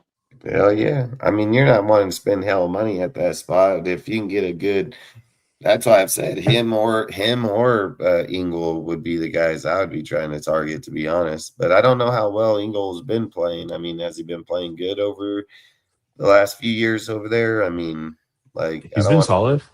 I think he actually got a couple Pro Bowls. Did he? He got a couple Pro Bowls with us. I know that. Yeah, But he was in the shadow with all those running backs over there, the Dolphins. He was That's what I more. was thinking because he had A-Train, fucking Monster. Like they had a lot of people over there at that time. Fucking. Yeah. Yeah, I think in some respects that's actually better because he didn't get that much burn. He doesn't have as much like wear and tear in some ways. Yeah. But Kind of like when we drafted Josh Jacobs. He had nowhere in there. That was just fresh, fresh legs. so fresh. Mike Yeah. Washington Jr. wouldn't be a bad option. He would be pretty good for a fullback. Yeah. Yeah, I agree that I wouldn't pay too much money for it. Maybe just find one in the draft or find somebody, if you can find somebody cheap enough that's got some skill. Yeah, and at that position, you want a guy who could be a special teamer too. Typically, Watch out for Well, Adam like that- Prentice, though. I won't lie. I mean, Jacoby Johnson wasn't bad at all. I mean, he wasn't the greatest, but he wasn't the worst. So See a free agent. Let me see. Marcus Allen. Yeah, they put him at fullback. That's right. When Bo was I running, know. Talk about a small fullback. He's tall, but he was like 6'2", 220 or mm-hmm. something. Yeah. Oh, there you go, right here. As of 2026, Adam Prentice is an unrestricted free agent. Watch that name, you guys. Who is it? Adam Prentice. He was with Kubiak in New Orleans, and Yeah. he Ooh, loved there's a him. connection there. There's a connection. And he was with Denver. He was with Denver this past year. Yeah, I know. I know who the guy. He's not bad. He's not bad at all. He's 29 years old. So maybe he'll come in cheap. There's Reggie Gilliam too, who's going to be available. The guy from the Bills. Okay. The fullback from the Bills. Yeah, the fullback from the Bills. He's available. Who is it? Reggie Gilliam. He's also a special teamer. Yeah, that ain't bad at all. He ain't bad at all. Damn, it sounds like a pretty heavy fullback free agency. Yeah. They signed short contracts. I do believe, though. Yeah, that's true. That's true. I do agree with them in the chat about it. Do need to be a guy that can catch in the backfield for sure. Catch and run the ball, man. Like, Gilliam is not that, dude. Gilliam is just straight blocker. He actually doesn't even rush, really. Yeah, I don't think you want to do that. I don't want think that. when you're down on the goal line, man, and you have your fullback, halfback there, and they're able to break off one right, one left, or one up the gut, one outside. I mean, you just get too dangerous like that. For me, I would think in a Kubiak offense, man, you would want everybody to be able to catch a ball, man. Everybody's got to catch a ball. Yeah, so in 6 years, Gilliam has actually 14 yards rushing. Woo! Damn. Yeah, that's about as far as I walked last year. That's about as far as I walked last 6 years. For sure. But the dude's just like a refrigerator. He's just a blocker. That's what he is. He's a fucking hammer. He's just a hammer. That's what he is. I didn't even know Robert Woods was still in the NFL. That fool retired today. Oh shit! I didn't even know that. Dude, I didn't even know he was in the NFL. The wide receiver? Yeah, fucking with the Rams and shit. Robert Wood. That's crazy, man. I didn't even know he was still in the league. I think the last I heard from him, I just know him from the Rams. I know him from the Rams. And the Bills. Texans. Yeah. Texans had him too, I think. Yeah, I just know him from the Rams because I know he got hurt over there. He ended up leaving, and then I don't think he ever was the same player again. Didn't he go to the Titans? Was he on the Titans at one time? I think he ended with Pittsburgh. Pittsburgh.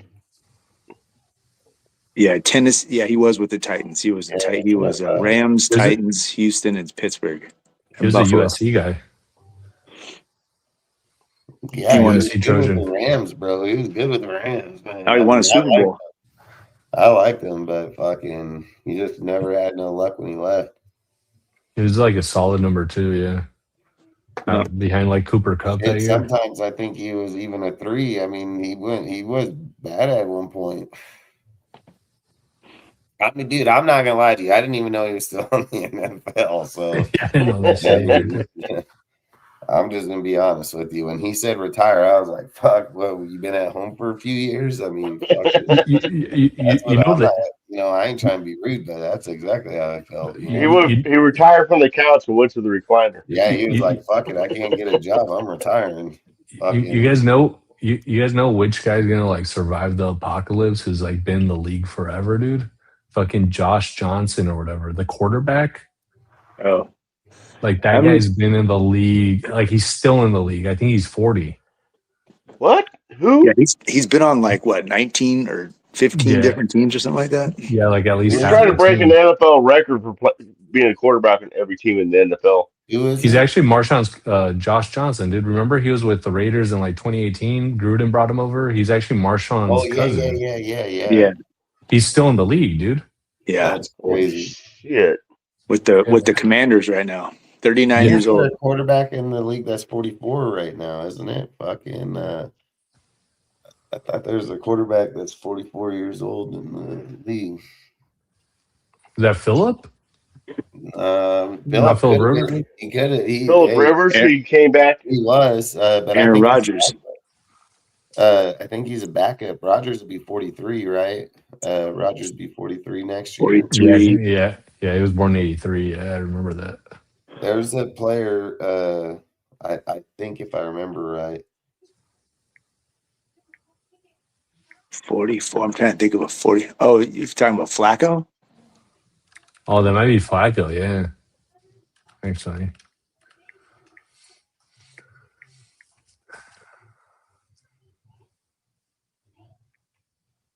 I dang, dude, look at this. Let me see. 1, 2, 3, 4, 5. Yeah. Wow. 1, 2.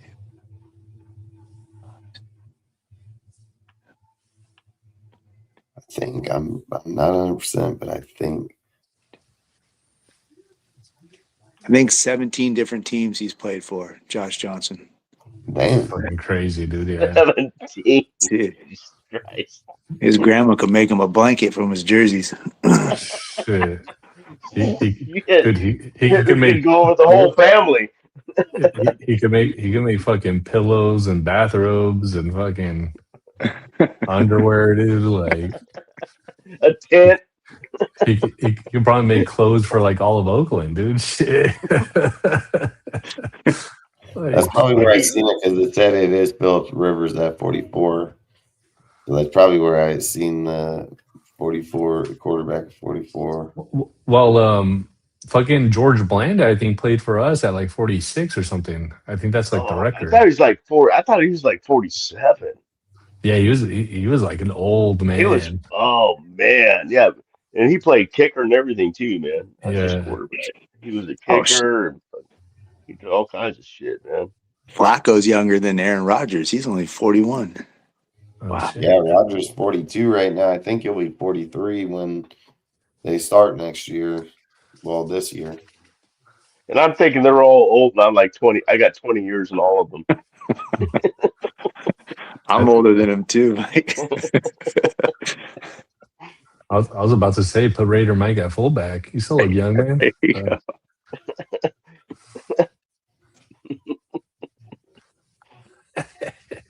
I don't think that'd go over well. Maybe I get a pity. They'd just like not hit me too hard because out of pity. Like, can't hit this guy. Look at him. They say Rodgers is the oldest quarterback in the NFL right now. Yeah. I think Blanda had the record though. Like Blanda was fucking old, dude. Crazy. Oh shit! I just looked it up, dude. He was 48. Wow. 48. Yeah, Blanda. I thought. Crazy. That's crazy, dude. 48. Yeah, Still that is playing crazy. 48. Playing multiple positions. That's a long time. Dude, the guy played from 1949 to 1975. He literally played in like 4 decades. Yeah, I actually remember watching him play. He When played did from he play from? When did he he play played from 1949 to 1975. 49 to 75? God. Yeah. Holy shit. He watched the team transform fucking. Oh man. He watched the world transform, man. Like it wasn't even no fucking jet planes when he was born and shit. He watched went the from high school football field turn into a He fucking went- stadium. He went from fucking radio to TV, dude. Shit. Like, He's like, man, what the fuck is that? Oh, it's just a plane. What the fuck's a plane? He went from the Warner Brothers fucking flying plane to fucking damn near going to the moon. Oh, shit. He can go off and Still. Yeah, go ahead. Go ahead. I was just gonna say he stupid. There's pictures of him going off of the sideline smoking a cigarette. Oh yeah, he had a pack in his sock. Drinking a He beer. put a pack in his sock. there was Shit, you not. Dustin will know this. At the Oakland Coliseum, they actually had a mural of Blanda like sitting on his helmet with Bolitnikov. I don't know if you remember that, Dustin. Like they actually had like a Yep. pretty cool painting in the stadium. Yep. Well, that's what the Raiders used to do. And was sit on their helmets. When Art Shell came over as a coach for the first time, what did he have Yeah, them do? He had them sitting on their fucking helmets. He thought that was yeah, very important. Mm-hmm. yeah. That was like the old You know, school Raider when way. they Like you called a didn't sit little on the team bench. meeting on the field, you no, not in the bench, but like you had like in practice, and you were just gathered around, like you had different groups gathering around, or the whole team gathered around. You sit on your helmets for the little speech thing, you know. But yeah, Yeah. he encouraged that, man, because he knew. He said popping Norcos before each game at 48. Norcos. You know, fucking Social Security damn near. Fucking crazy. AAR pizza. No, you're too old.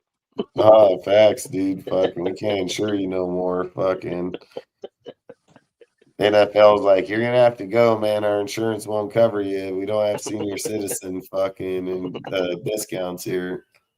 He was like fucking taking Metamucil instead of Gatorade on the sideline, dude. Yeah, Like, there you go. Fuck, all day fucking eating powder. He just eating powder. Okay, okay. I'm gonna go all the way here. Depends instead of a girdle. You know oh the shit. football girdle. He had depends. You know damn well he was probably eating that powder, dude, and then swigging it down with the beer. Fucking No, he was swinging it down with the Ensure, dude, not beer. yeah, sure. I don't know That's if they had horrible. that back then. I We're don't all even know going if to they had hell. milk cartons back then, dude. Fucking, I don't even know if they had milk They cartons. they got him in a glass bottle. Then That's what I'm saying. You had to have a glass bottle. the guy at the horse comes up and delivers them. He had the milkman running on the field with the fucking fucking in there. We're all going to hell. Hey, I'll see you guys there, you know. Fuck. Hey, we'll have a good time there, man. Shit, man. I mean, we'll That's where still the watch party's our at. Raiders lose or win. Fucking, I ain't worried. So you know, if Al was still alive, he'd have Art Shell coaching the offensive line. Fuck. Remember when he brought over that guy when we had the bed and breakfast offense, the guy who was running the bed and breakfast? I forget his name. You remember him, Raider Mike? He was actually like in Idaho or some shit. That coach that Al brought out of retirement. You know what I'm talking about, Dustin? Yeah, I do, but I can't. I can see the guy's face. Oh man. And he ran a bed and breakfast, and they called it the bed and breakfast offense. I think his name was Tom something. Tom Ford? Nah. No, it was okay. Some other shit. It was I can see the guy's fucking face in my head. I'm so bad with names. Fuck, what is his name, man? he was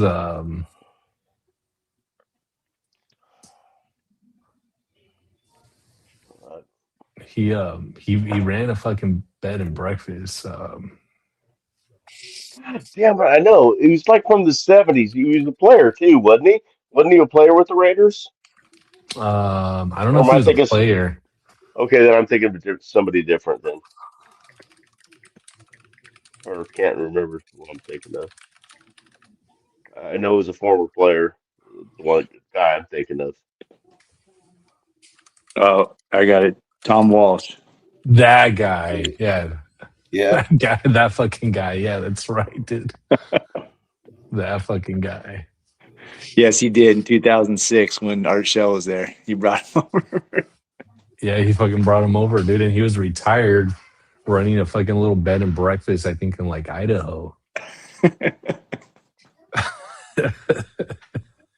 Hey, that'd be a cool job, man.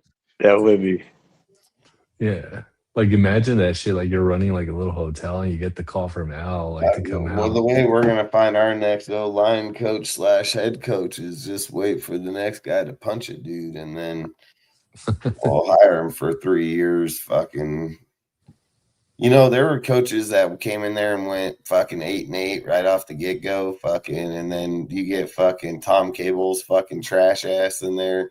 Yeah, we had Hugh Jackson. Yeah, for 3 years. Fucking Hugh came in the first year, went 8-8. They fired his ass. They were like, "Oh, see you later, motherfucker." Yeah. And if you guys remember, we won every game in the division except with the Chargers that last game, I think. I think that same thing happened with Cable too, right, Dustin? Didn't he come and go 8-8 and go fired right away too? Oh, he went 3 years. He went like intern, fucking head coach. I think he was there for 3 years, if I remember right. Fucking.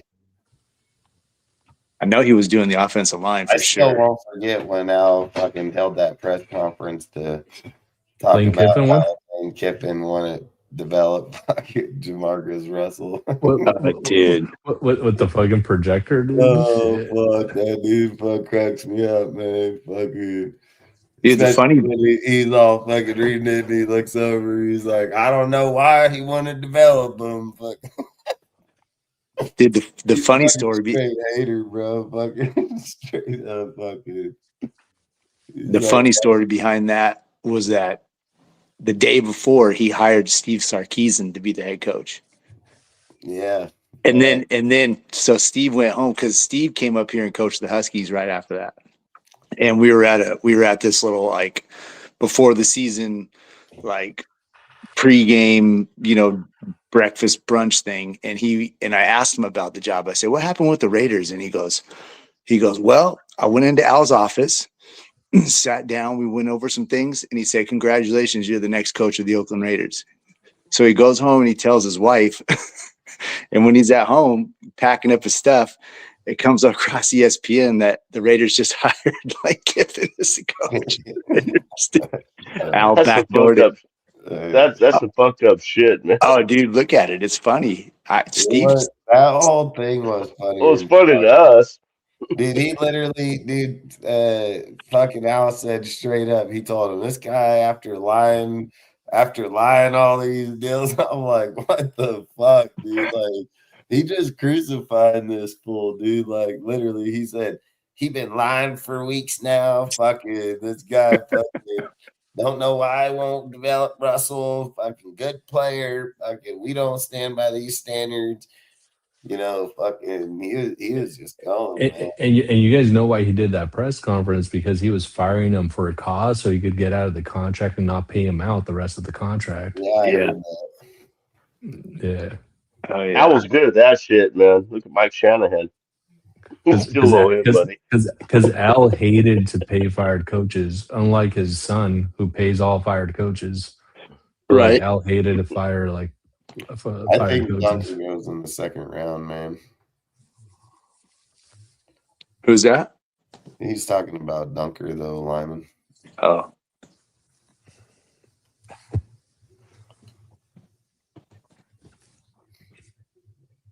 Yeah, Al was on some shit, dude. Like in his final years, he kind of just like deteriorated so much physically, dude. He kind of just like shriveled up. He was just giving out contracts. It was sad. He was giving out contracts to everybody, dude. Fucking all big name players gonna get nothing from none of them. We just fucking he was going out and getting everybody, man. We just couldn't do nothing. Yeah. Yeah, it became like senile. I think that's pretty cool. When he rest in peace, Al. Day, I was about like, yeah, we're done. I was like, yep, this dude just took a track star fucking over fucking player. Fucking I was mind blown as fuck. What was the cause of death, by the way? Like that was always unclear to me. Like what disease it was. I don't know. I think it was just general old age. But he wasn't that old, I think, right? Like, no, he's only like in his 90s, early 90s, late 80s. No. I think late 70s, early 80s. He wasn't that old. If he was in his 70s and looked like that, fuck. Because he was basically like the same age as Madden. And Madden just died like a year or two ago, and he was what, like 88, 89 or something? And Al died like what, 10 the older he fucking gets. I don't know what the fuck he's taking over there. Who? 82 Fucking years right, old. man. 82 years old. I just looked it up. Yeah. I thought he looked older. I thought he was like 90, man. I mean, Mark he looks like like he's gonna 200, live dude. till Because isn't Mark Davis like 80 something now, or Nah, he's like, I think he's in 70, his, 70? man. Fucking, He's late 70s. he fucking don't. He don't look bad at all for his age. I swear, a few years Thought my ago he phone's looked dying. ugly as hell. He looked ugly as fuck, and now he looks better now. Like, he weird. probably got some work done, dude. He probably got some work Yeah, I done. don't know what the fuck he did, but that motherfucker looked like he's gonna live till he's 105. I mean, I gotta tell you, I mean, Dustin knows this shit because I've said it before. He doesn't look like Al to me at all. Hell no. Like He doesn't looked look like like the mailman's kid, fucking straight up. yeah, dude. He doesn't look like Al at all. The Dude. big ol' ass forehead, dude. That fucking bowl cut, fucking. I mean, dude, your dad's dead. Change your hairdo, fucking. You don't gotta embarrass him no more. I mean, that guy. I don't know how the hell he rolls around like that. And that's why I'm telling you, go try to find a picture with Alan fucking Mark, and I guarantee you're only gonna find them when they were younger kids, dude. Like when he was a younger kid. I haven't seen one. I haven't really researched it to say it to that extent, I've but researched it, dude. I haven't seen it. I've heard That's there's all- like only that two one of picture. them. I'm only seeing like that one picture that you're referencing when like he's like a little kid when he's a yeah, little he's a boy. little boy, Right. fucking. And I guarantee you, Mark was like, or Al was like, yeah, I ain't taking this little ugly bastard around with me, fucking. And like I said, how do you be fucking have your dad be one of the greatest fucking coach owners, fucking everything ever, and you can't even fucking you don't even know football. You know, Or I've said it. Mark is a great money man. There's no doubt about that.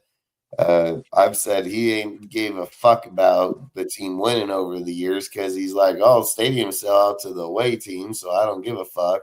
I took a $2.2 billion debt that was supposed to be paid back in like 6 years, paid it back in 2, fucking worth $8 billion now. Fucking Yeah.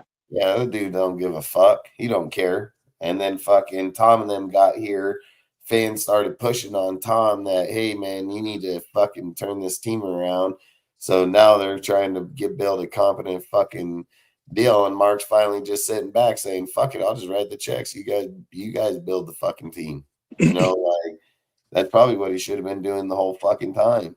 But it's just like I said about this coaching staff here. There's some good fucking people on here. There's some really good fucking people on here, man. Like, I don't know, man. I've said it. I don't want to go out there and try to win right away. If you do that, you're going to set the standard too high right away. And if we need to rebuild on players due to contracts or down a year or two, and it takes 3 or 4 to get back up there, I mean, I don't want them to fire him like Brian Dabo. You know, Brian Dabo goes to the playoffs year 1, and from there on, he's judged to that standard. You know, like sometimes you need to build teams, fucking break them down, build them. Takes a few years when you're a new coach. And I just think with Klint's you know, like who he is, that stature as a coach, I think you got to give him every chance to build the team the best way. And like you said, I think there'll be multiple people leaving this team, and I wouldn't be surprised if there's people on that O-line that don't stay here due to that fact either. So you have $100 million and 10 draft picks. I'm pretty sure you can fill any void that you need at this point in time. Yeah. He said, yeah, Mark's gonna leave the team to Tom, huh? Yeah, I mean, Mark's gonna lead his bank to $10 billion here soon. I mean, fucking, that's what I think that guy's gonna do. Tom ain't going nowhere. Tom's gonna take over that team. I think It's gonna be Tom at some corporation. Yeah. I think at some point in time he'll most definitely. And the thing is, with a guy like Tom, it's like he doesn't need to have the majority share. They're gonna let him run it because of who he is. You know what I mean? And then over the years, as he gets older and shit, he can probably come up with the money to start buying it out. But I think for him, it just shows with Mark. It shows with Mark when they got in here. It's like they asked him, they said, hey, Klint, who are you going to report to? Are you reporting to Spy Tech and Tom? And he was like, yeah, I got to fucking call both of them, you know. And when they asked Mark the same thing. Are they contacting you, or is it Tom and Spytech dealing with them? And he was like, it's both of them. And he was like, so he's going to have to contact Tom. He's like, yeah, Tom and Spytech. He's got to report to both of them. So, like I said, at the end of the day, Mark is like, hey, I'm going to step back. I'll just write whatever you guys need me to. Just let me know what I got to do. You know, they got a staff now. You know, they got a staff now. They got damn good front office, damn good scouting room, damn good coaches, dude. I mean, damn good coaches. Yeah. Fuck, Yeah, they're doing it the right way. Yeah. Fuck yeah. Finally. You got guys that are going to allow Genty to go and just beat the fuck out of people. Can you imagine how many times Genty got hit behind the line, had to take on teams, go on 2-3 people, would he still average 3.6 yards this year, being sacked, you know, hit contact behind the line about 3 to 5 yards, dude? I mean, More times than any other running back in the NFL, by far. I've seen him getting the ball thrown to him 7 yards behind the line with Gino, dude. Fuck them check downs all year long. So I think at the end of the day, if you allow Genty to catch a guy in the pocket and fucking go head on with the dude, he's gonna fuck that guy up, dude. That guy's gonna get. But I've said it.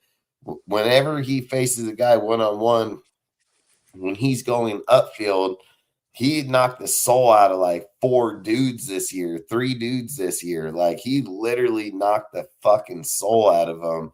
I ain't seen nobody do that shit in a minute. You know, like, I don't know about Henry. I haven't watched him to that extent to see him per game, you know, but I can tell you this, Ashton Genty got 3 highlight reels in 1 year. I mean, fucking does fucking Henry? I don't know. I mean, It reminds me of the Tennessee running back Chris Johnson. Oh yeah. Yeah. Chris Fast Johnson. as fuck. Yeah. Fast, and he could hit people. Yep. C2. Yeah. Hey guys, I'm gonna call it tonight, but always great chatting with you guys. I gotta get up early, but I'll see you at the next one. Hell yeah. Good night, Al. Have a good night. All right, Salute, fellas. Take care, guys. Yeah. And that was the velvet voice of Al's Goes.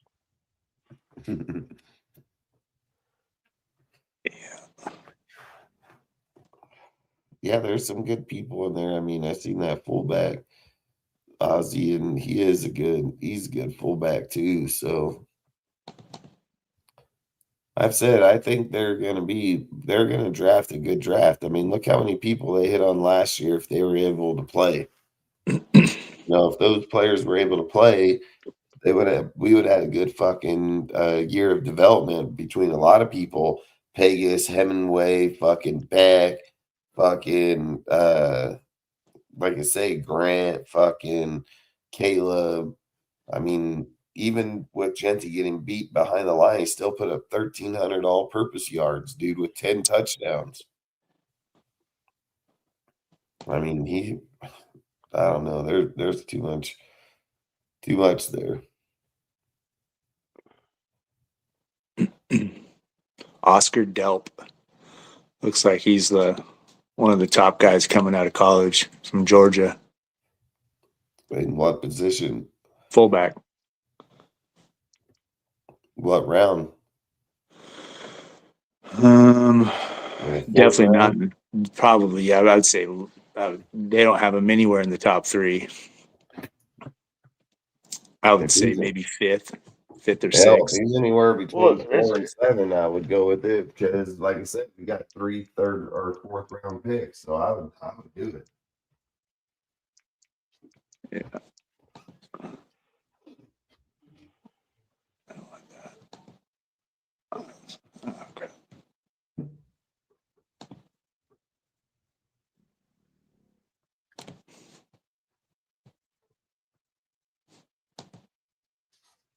What's going on in the chat? While Dustin's gone, let me catch up with the chat a little bit.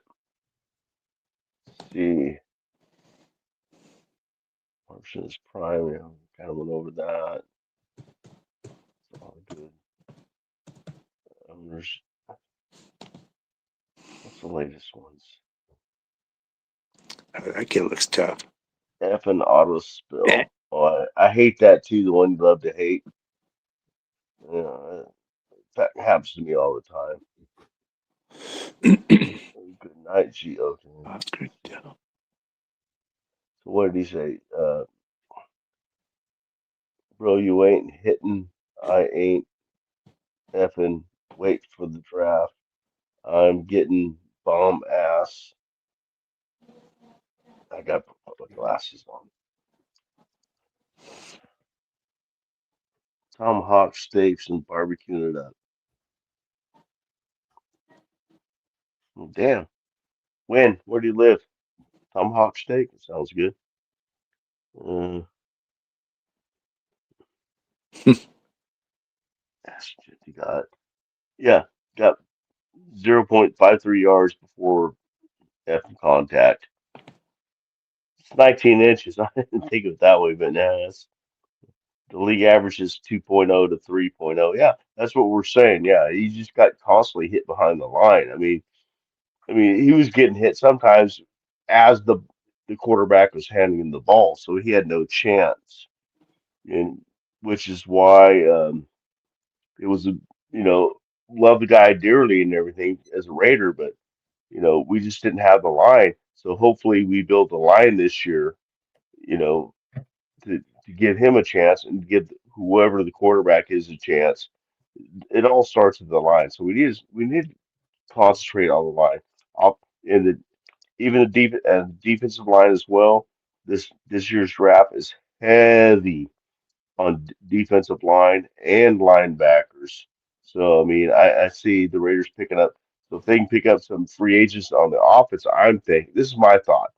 Pick up some free agents on the offense, especially offensive line, maybe a wide receiver, and then uh, in the draft we can go heavy on defensive line and linebackers because that's the heavy in the draft. And of course, maybe pick up a cornerback in the second round if they go with Fernando, and hopefully a wide receiver maybe in the third round. And then start picking up some deep. The defensive line is deep this year in this draft. Defensive line, the linebackers are the deepest positions this draft. What do you think, Mitch? On that, what you were just talking about, Uh-huh. the defensive backs, right?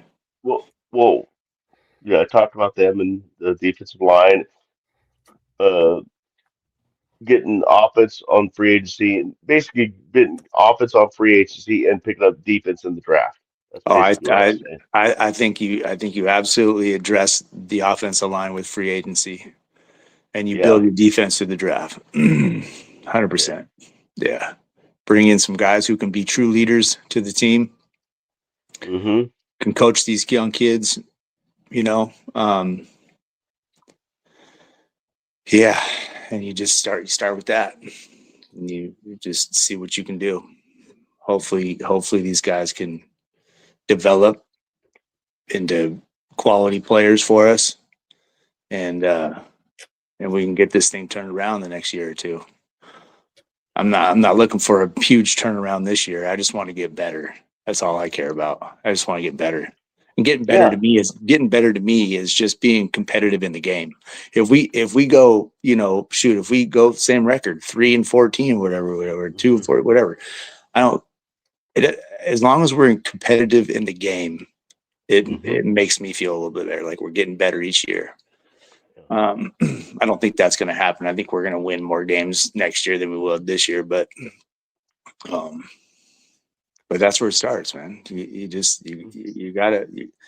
I mean, good thing is we got Brock Bowers, we got Ashton Genty, and the big question is, honestly, I know everybody hates to talk about it, but what are you going to do with Max? Me personally, honestly, I love if you go out and you get a guy like Arvell Reese, who I love, then you keep Max and you keep him to develop that defense. But if you go get a guy like Mendoza and you clearly try to put, all the effort into try to turning the offense around right away, then why keep Max? I mean, why keep him? And what's he going to do for us in 2 years? I mean, he's a good leader. Don't get me wrong, but he's not going to do anything for us. So, I think if we keep Max, if we don't get Arbel Reese, there's since it's such a heavy laden defensive line class, I think we can pick up somebody in the draft that can help Max out. But no, I totally agree with 99% of what you said, man. But yeah. maybe I'm biased because I'm an anti-trade Max guy. So, Well, I think but everybody is. I I mean, absolutely no. There's a lot of people that want to trade him, but I absolutely agree with your logic on it, though. I think everybody is. Everybody loves Max. I mean, he defines what a Raider is, you know? I mean, I personally don't want to get rid of Max. I just don't see what he's going to do for us in 2 years. You know, I really don't. Anything they don't, but he's not getting traded, dude. He's not Yeah, getting traded. I mean, people that are saying that are just making shit up. There's no yeah, report that's come from that building, not one fucking time.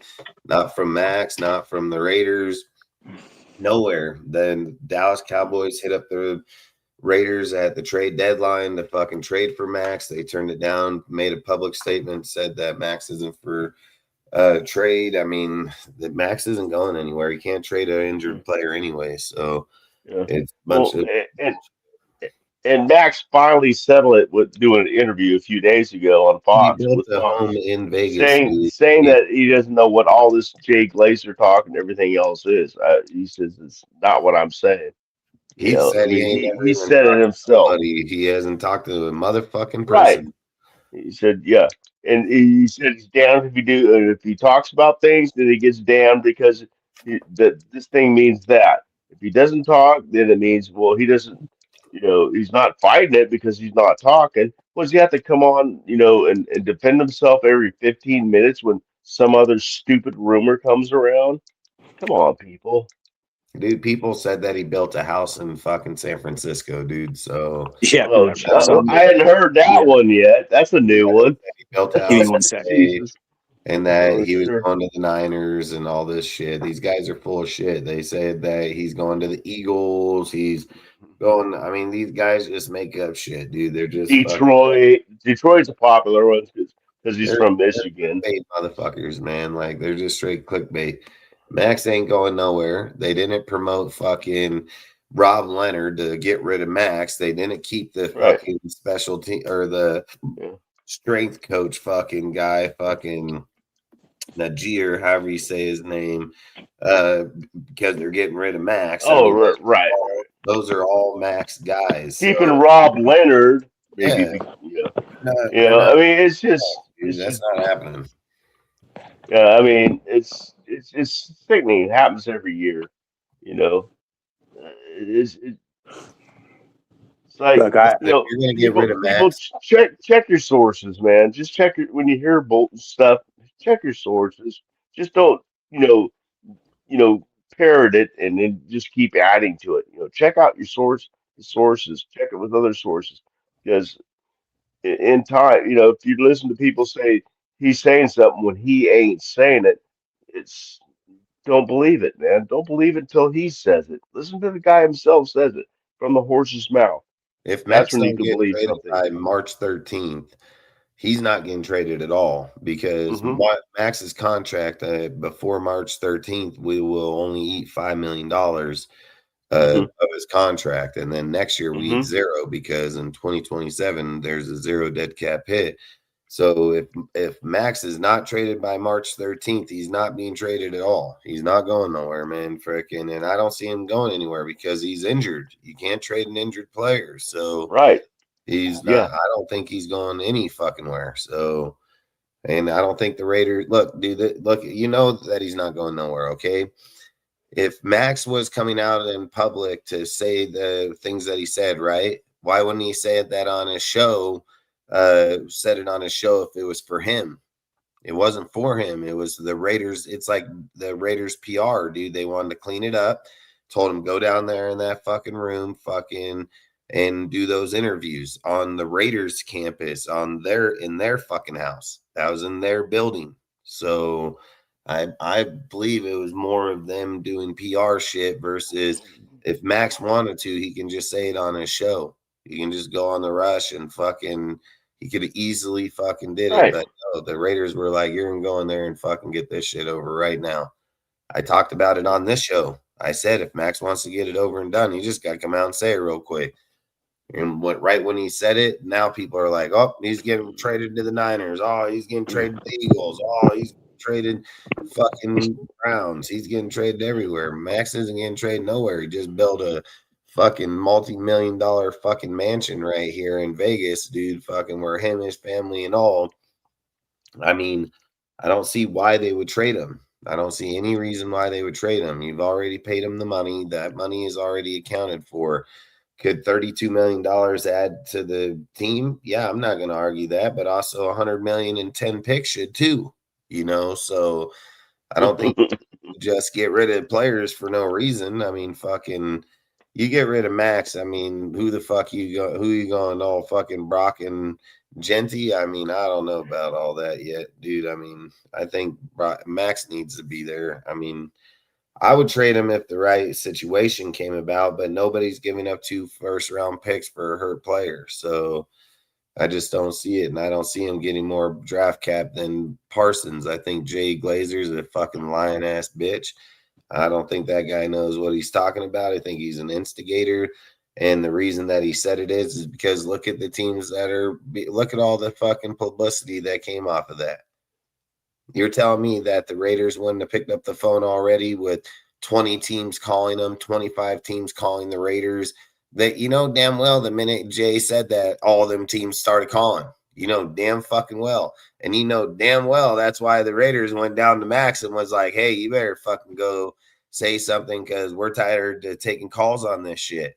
Like fucking you can guarantee it, dude. Like I don't think that he's in my personal opinion, I just can't see him going nowhere. I don't see why you'd keep his strength coordinator there and promote Rob. I mean, those are all his dudes. So I don't know. I don't see it. I mean, I personally think that like what are Troy Glazer's a fucking liar, dude. he is, Motherfucker, dude. yeah, Glazer. I mean, I give whatever those people can say, they can say whatever they want. It's just clickbait to me. You know what I mean? For all that.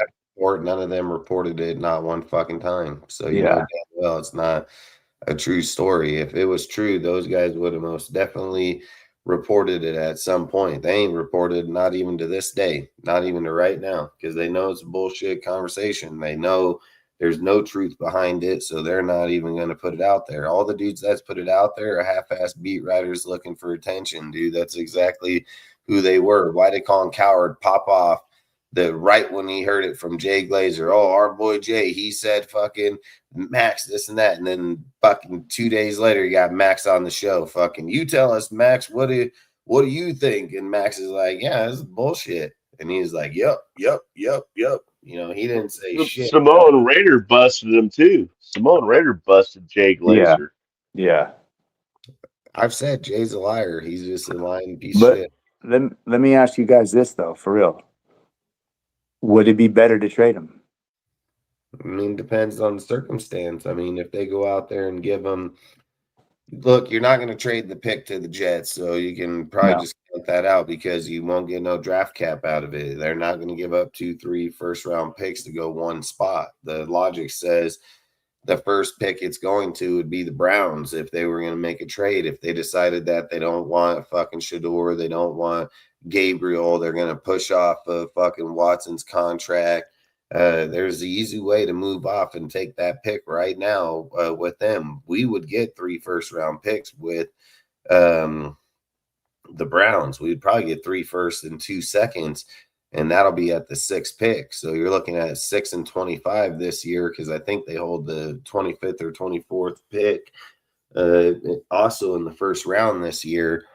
So if I was thinking logic, I would say it would be right there. It'd be the Browns. I think the Browns would make the most sense for the trade because it's not uncommon for teams. Like I've said, look what the Broncos done trading away fucking Russell Wilson on his contract and was able to rebuild. And I think I think Deshaun Watson has held that team down too long. I think when you're looking at, you're telling me that if the Browns were to say, okay, we'll give you 3 firsts, 2 seconds, and even a player, and you fucking, and Monken gets Fernando. I mean, fucking Todd Monken with Fernando, he's going to kill it. He'll do just damn fine. So, like I said, I think that's where I think the trade would happen. And don't get me wrong, it can probably happen with the fucking Cardinals too, because they're looking at, moving off of fucking Kyler. I mean, but your return on the Cardinals is multiple years, 3 years, because I think they only got 1 first-round pick right now. So you're only getting those, where the Browns, you can have your 3 picks in 2 years pretty much, so I don't know. I mean, I don't know, because you don't want to trade too far back, and even if you go at 6, you can probably still get Bain. So even if you went with Bain and paired him with Max, he's more true DN. I would rather have Averill Reese. But if you're not trading with the Jets and getting the draft, they're taking Averill Reese, so he's going off the board with the Jets. So he ain't making it past them. So Yeah, Arvell Reese ain't go past They got 3. him going in as far as number 6 or 7 in some drafts. No way. Yeah, no, I'm serious. Look, you can check it out. Go check out a couple Well, of I mock believe drafts. they saying that, but I just it don't ain't believe gonna happen. it's true. It's absolutely not. I just don't believe it's not. I don't saying it's not. They If saying the that. Jets pick at the I don't. second pick and Fernando is gone at the first pick by us or somebody else, you can bet your ass that them Jets are taking Averill Reese. There ain't a fucking doubt in my mind. Averill Reese would be the first overall pick in this year's draft, dude, if it wasn't for Fernando and us needing quarterback. Oh yeah, And all the hype. yeah. He's the best player in the draft. Yeah, it's not even close. The fucking guy is not. It's Yeah, I not like even him a close. lot. All-around player. I like He's an him a lot. all-around player. Bain's probably the best pure edge rusher. I won't argue that, but fucking Reese can play edge and middle linebacker just as well. So, I mean, like I said, there's no way anybody would convince me in this year's draft with Fernando being the only quarterback that Bain is, or that Reese isn't the better player. He's most definitely the better player. Mm-hmm. And I think what's his name? I seen up there earlier with who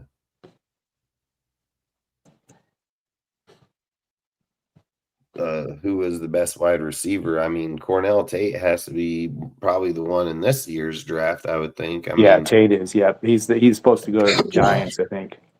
Projected to go somewhere right around there. Yeah, I would have to say it's Cornell Tate, because he just played really good. I mean, that's who I would think if I was picking best receiver in this year's draft. There's a couple good receivers though. Yeah, they were. Yeah, but see, and that's the thing is, like, if you can get a couple first round picks, whether you get a couple this year or next. Arizona State fucking was another one that was pretty good. Fucking. Oh, the guy like up here in Washington, Denzel Boston. He's legit. Who's the other guy fucking from USC fucking Lemon fucking Lemon? Yeah, Makai. Makai Lemon. Yeah, Makai Lemon fucking. He was pretty dang good. They got a lot of good people out there this year. They got the dude from Notre Dame too. Fucking. God damn it. That guy. Mike knows the fucking dude's name. Fucking. Why am I spacing his fucking name right now? He's actually projected to the Raiders. He's actually projected. Malachi Fields. Yeah, Malachi. Yeah, Malachi. Couple Malachis, huh? Yeah. See, that's the thing is, like, if you're going to build this thing, 6'4", 215, man. Yeah. If you're going to build this thing young, then why don't you start now? You know what I mean? Like what's? I mean, like I said earlier, I'm not sitting here saying that I personally want Max Crosby to get traded. I'm not saying that I want that. I love Max. How could you not? But if you're going to start this thing fresh and young, like, you got to. I mean, I'm sure that question's going on in their head. Like, what do we do? What do we do? Because you're not going to get the value out of him Well, next they're year also not or the going to year get a after. player there, and they don't have any player on that defense that's better than Max. Like, that's just facts. They don't. Yeah, there's not even anywhere close to an equal there. There's nobody defensively. You get rid of Max, your defense is dead in the water. But are they coming in trying to compete like Carroll did? I mean, or are they just?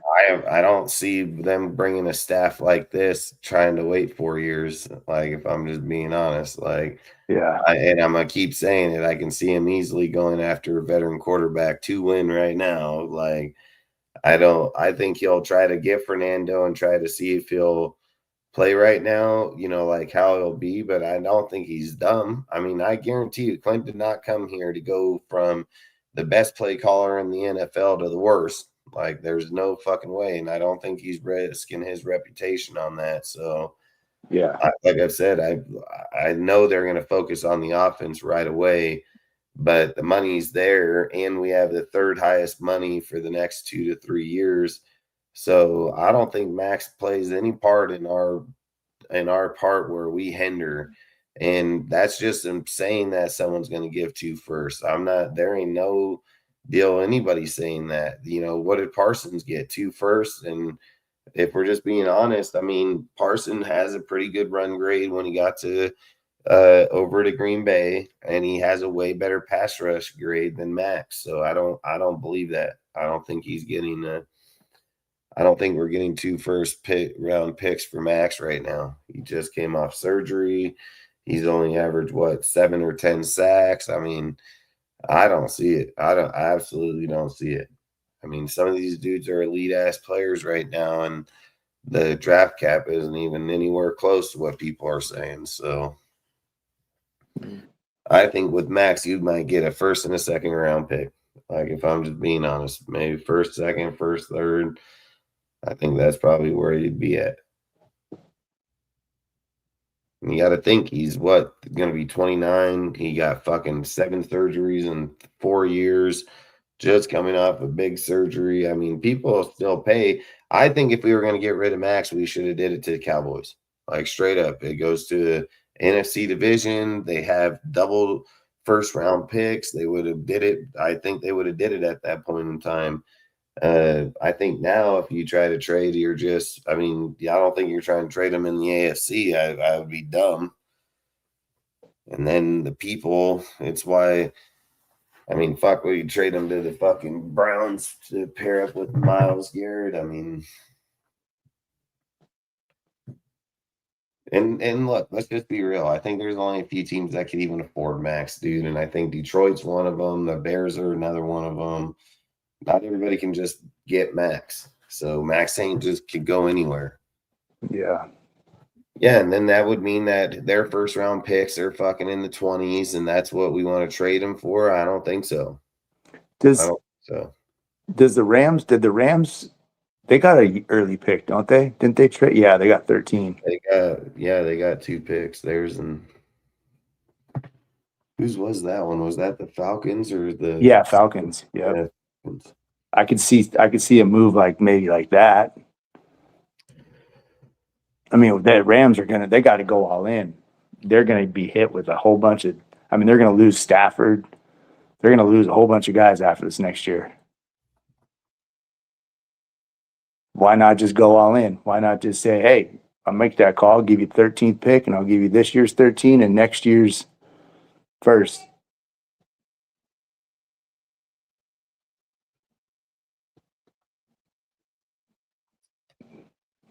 That'd be interesting. What would you do that? What would you do if if McVay called you up right now and said, hey, I'll give you 13 and next year's first?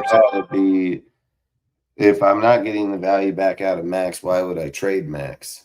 Like, I don't think that makes sense. Like, you trade Jacoby Myers because you have Jack Besh and Trey Tucker in your receiving core, so the trade makes sense. The trade doesn't make sense to trade back to 13. Can't even get a replacement player for Max. Now you have no DNs. and you haven't been able to sign none. You can't find none. You can't get them. So now you've really just depleted your whole front line. I don't think that max trade makes sense at any point to any team, just being honest, because without Max there, you're telling me you're okay with playing Tyree Wilson and fucking Malcolm Kuntz? I mean, fuck it. And then we're saying we want to go out and sign who? Bradley Chubbs, that hasn't produced in the last few years. I mean, I'm not taking a risk like that. The only way I'm taking the risk on Max is if it's either we're trading back to fucking Cleveland to get Bain, or we're getting Averill Reese, and then that's saying that we're going to convince the Jets to trade for Max for the second overall pick in the draft. I mean, fuck, I don't see that happening. So Yeah. I mean, the trade doesn't make sense if you can't replace Max right now. I mean, what do you gain with that pick? There's nothing guaranteed. So no matter if you're picking at the first pick, 13th pick, fucking 30th pick, there's nothing guaranteed that when we make that pick, that player is going to be anybody in the NFL. Does he have a good chance? Do we have good staff? The development? Yeah, I'm not going to argue that.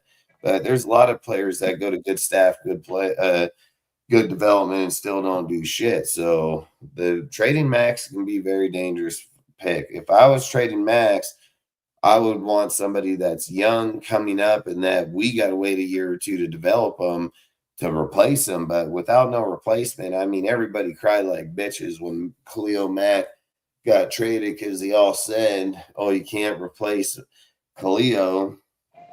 We were able to replace him with Max Crosby, but there's been another fucking guy, not Chandler, not anybody that we went out and got to put on the opposite side that can not even come close to Max. I mean, we would really suck if Max wasn't here, dude. I'm just going to be honest. Like, out of us, if I'm just being dead ass.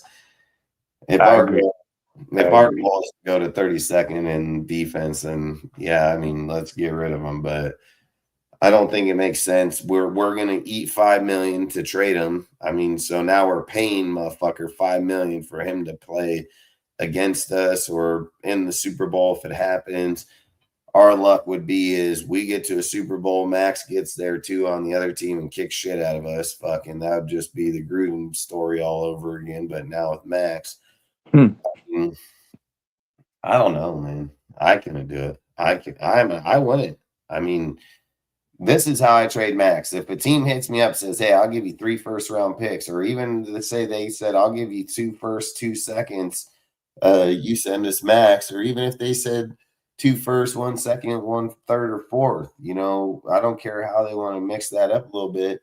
I would probably make that trade, but I'm just going to be dead ass honest. I don't see that being called by any fucking team unless they're just desperate as fuck. But tell me what team's out there worth trading that cap and is ready to win right now. I mean, that's how I think they make the Max trade. I mean, that'd be the Rams. That'd be the Rams. I mean, that's kind of the only reason maybe the Cowboys. I would say if the Rams were trying to win, I think you got to go with quarterback to sit behind fucking Stafford because he's going to leave in the next few years. And I think the investment in the quarterback is going to be crucial as hell over there. But and don't get me wrong, they can most definitely draft a quarterback. I mean, they can draft Carson Beck, man, and put Carson Beck right there. He would fit in their system perfect. So I would not count that out. And I want to count it out with the first round pick. So obviously, I would not count it out. What did you say? I had Chambliss going to the Rams for sure if he was coming out. Yeah, that's where I was said too. I said he would end up there too. And now that he's not, I can see Ty Simpson or Carson Beck. Carson Beck would be more win now. Ty Simpson would be we're going to keep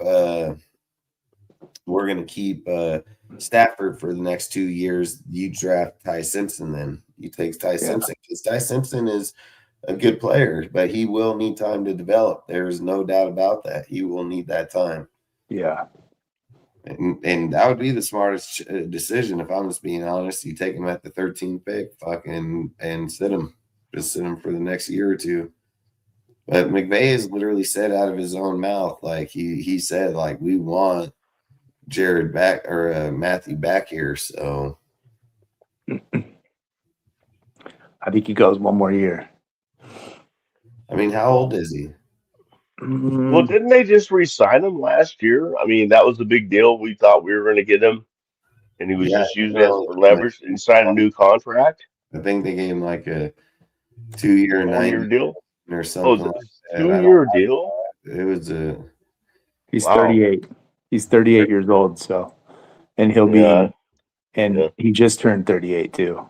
So he'll be close. And he just got fucking in what didn't he win the MVP or wasn't it him? Yeah, he won. Yeah. 38 years old, just had an MVP year. I mean, he can easily play for the next 2 to 4. Easy.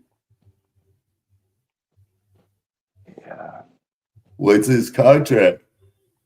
Let me see. It was a 2-year 90 or something, wasn't it? Or He seems like a guy who just kind of wants to just retire and go hang out with his family. Just seems like a family dude, just like ready to go. But he'll give it another year, I bet. Stafford's current contract. Hell yeah, he's gonna want to try to. Oh fuck, I don't know if he would retire. That's a lot less than I thought he would. Oh, it's an extension though. He signed through next year. two-year, $84 million contract extension that keeps him in Los Angeles through 26, featuring $80 million in total guarantees. Yeah, they're going for it, dude. You watch. 2-year 90 is what I thought. You watch. They're going for it this year. The Rams are going to go for it. They got so close the last 2 years, and then to lose to the Seahawks, that pissed them off even more. Yeah, he's due 40 million next year or this year, 2026. Yeah. He's already due 40 million. Yeah. I don't see him. I mean, I don't know. My personal opinion, I don't think he's out after this next year. It says 40 million. Let me read the whole thing. I'm sorry, I didn't read this part. 40 million fully guaranteed payment for 2026, which locks in if he remains on the roster by mid-March. Yeah, March. They can get out of the deal. They can get out of the deal this year, really. Yeah, they won't. If they want to, yeah. He's good. Yeah, I would. He's good. Stupid for him to want to move. He's just a veteran, man. He knows where to put the ball. Mm-hmm. They talked about it at the Super Bowl when they some of the Seahawks on the defensive side were saying how they can time Drake May because when he drops back, he stops. And he said when Matt Stafford doesn't do that, he drops back, and when he stops, he's already releasing the ball because he's confident in his throw. That's the thing about NFL, man. That's that split second, man. It's a huge difference. Well, and the timing too, the more you play, the longer you are. Well, yeah, exactly. Yeah. 448 million, crazy. Yeah. He's getting taxed too in that state of California. Oh, big time. Big time. I think they just passed some other tax thing too, where like millionaire tax, I think what it was. You get even more if you're a millionaire.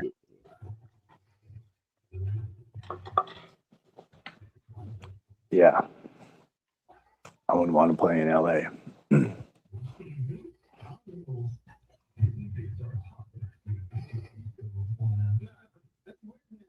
But it sucks. California is such a fucking cool state.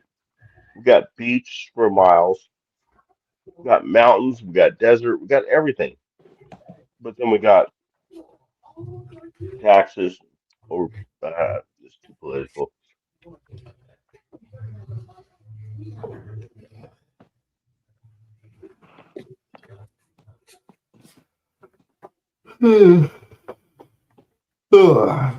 Yeah. guys have anything else you guys want to talk about?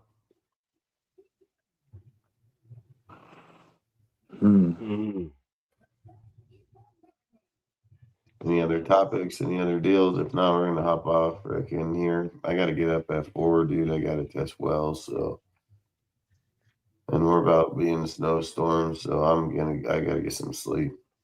Yeah, get some sleep, Dustin. Appreciate the show, man. Anything else you guys want to talk about? We can most definitely talk about it before we hop off. Oh, I think my biggest thing was Max. That was what I kind of wanted to talk about, and I think we all are we addressed it.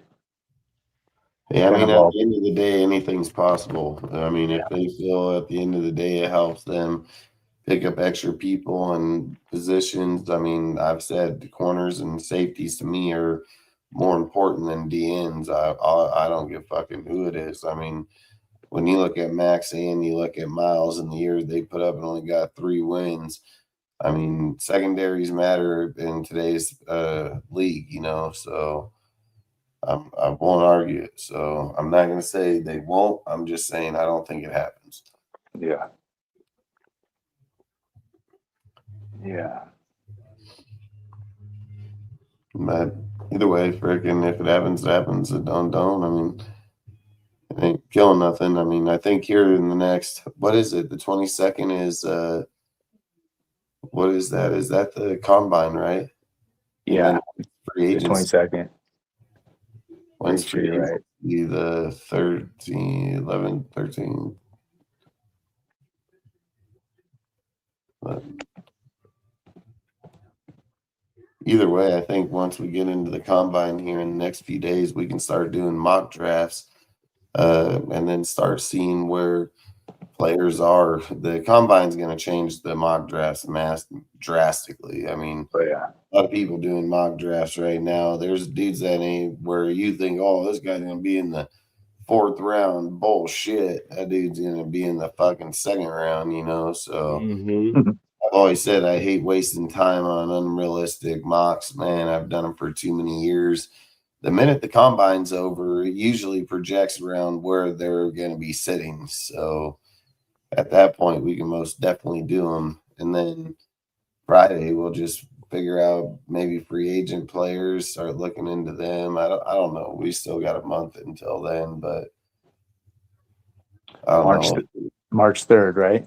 Is that the date for free agency? It's the 11th or 12th for free agency. It's exciting, man. This stuff's not that far away, man. Oh, dude. Yeah. I think this off season's gone by fairly quickly so far. 4 days is the combine. In 4 days. It's always exciting for us because we're in the same spot every damn year. Yeah, facts. Well, it was just exciting this year for so long because the whole coaching situation. We didn't know. We had to wait till after the Super Bowl.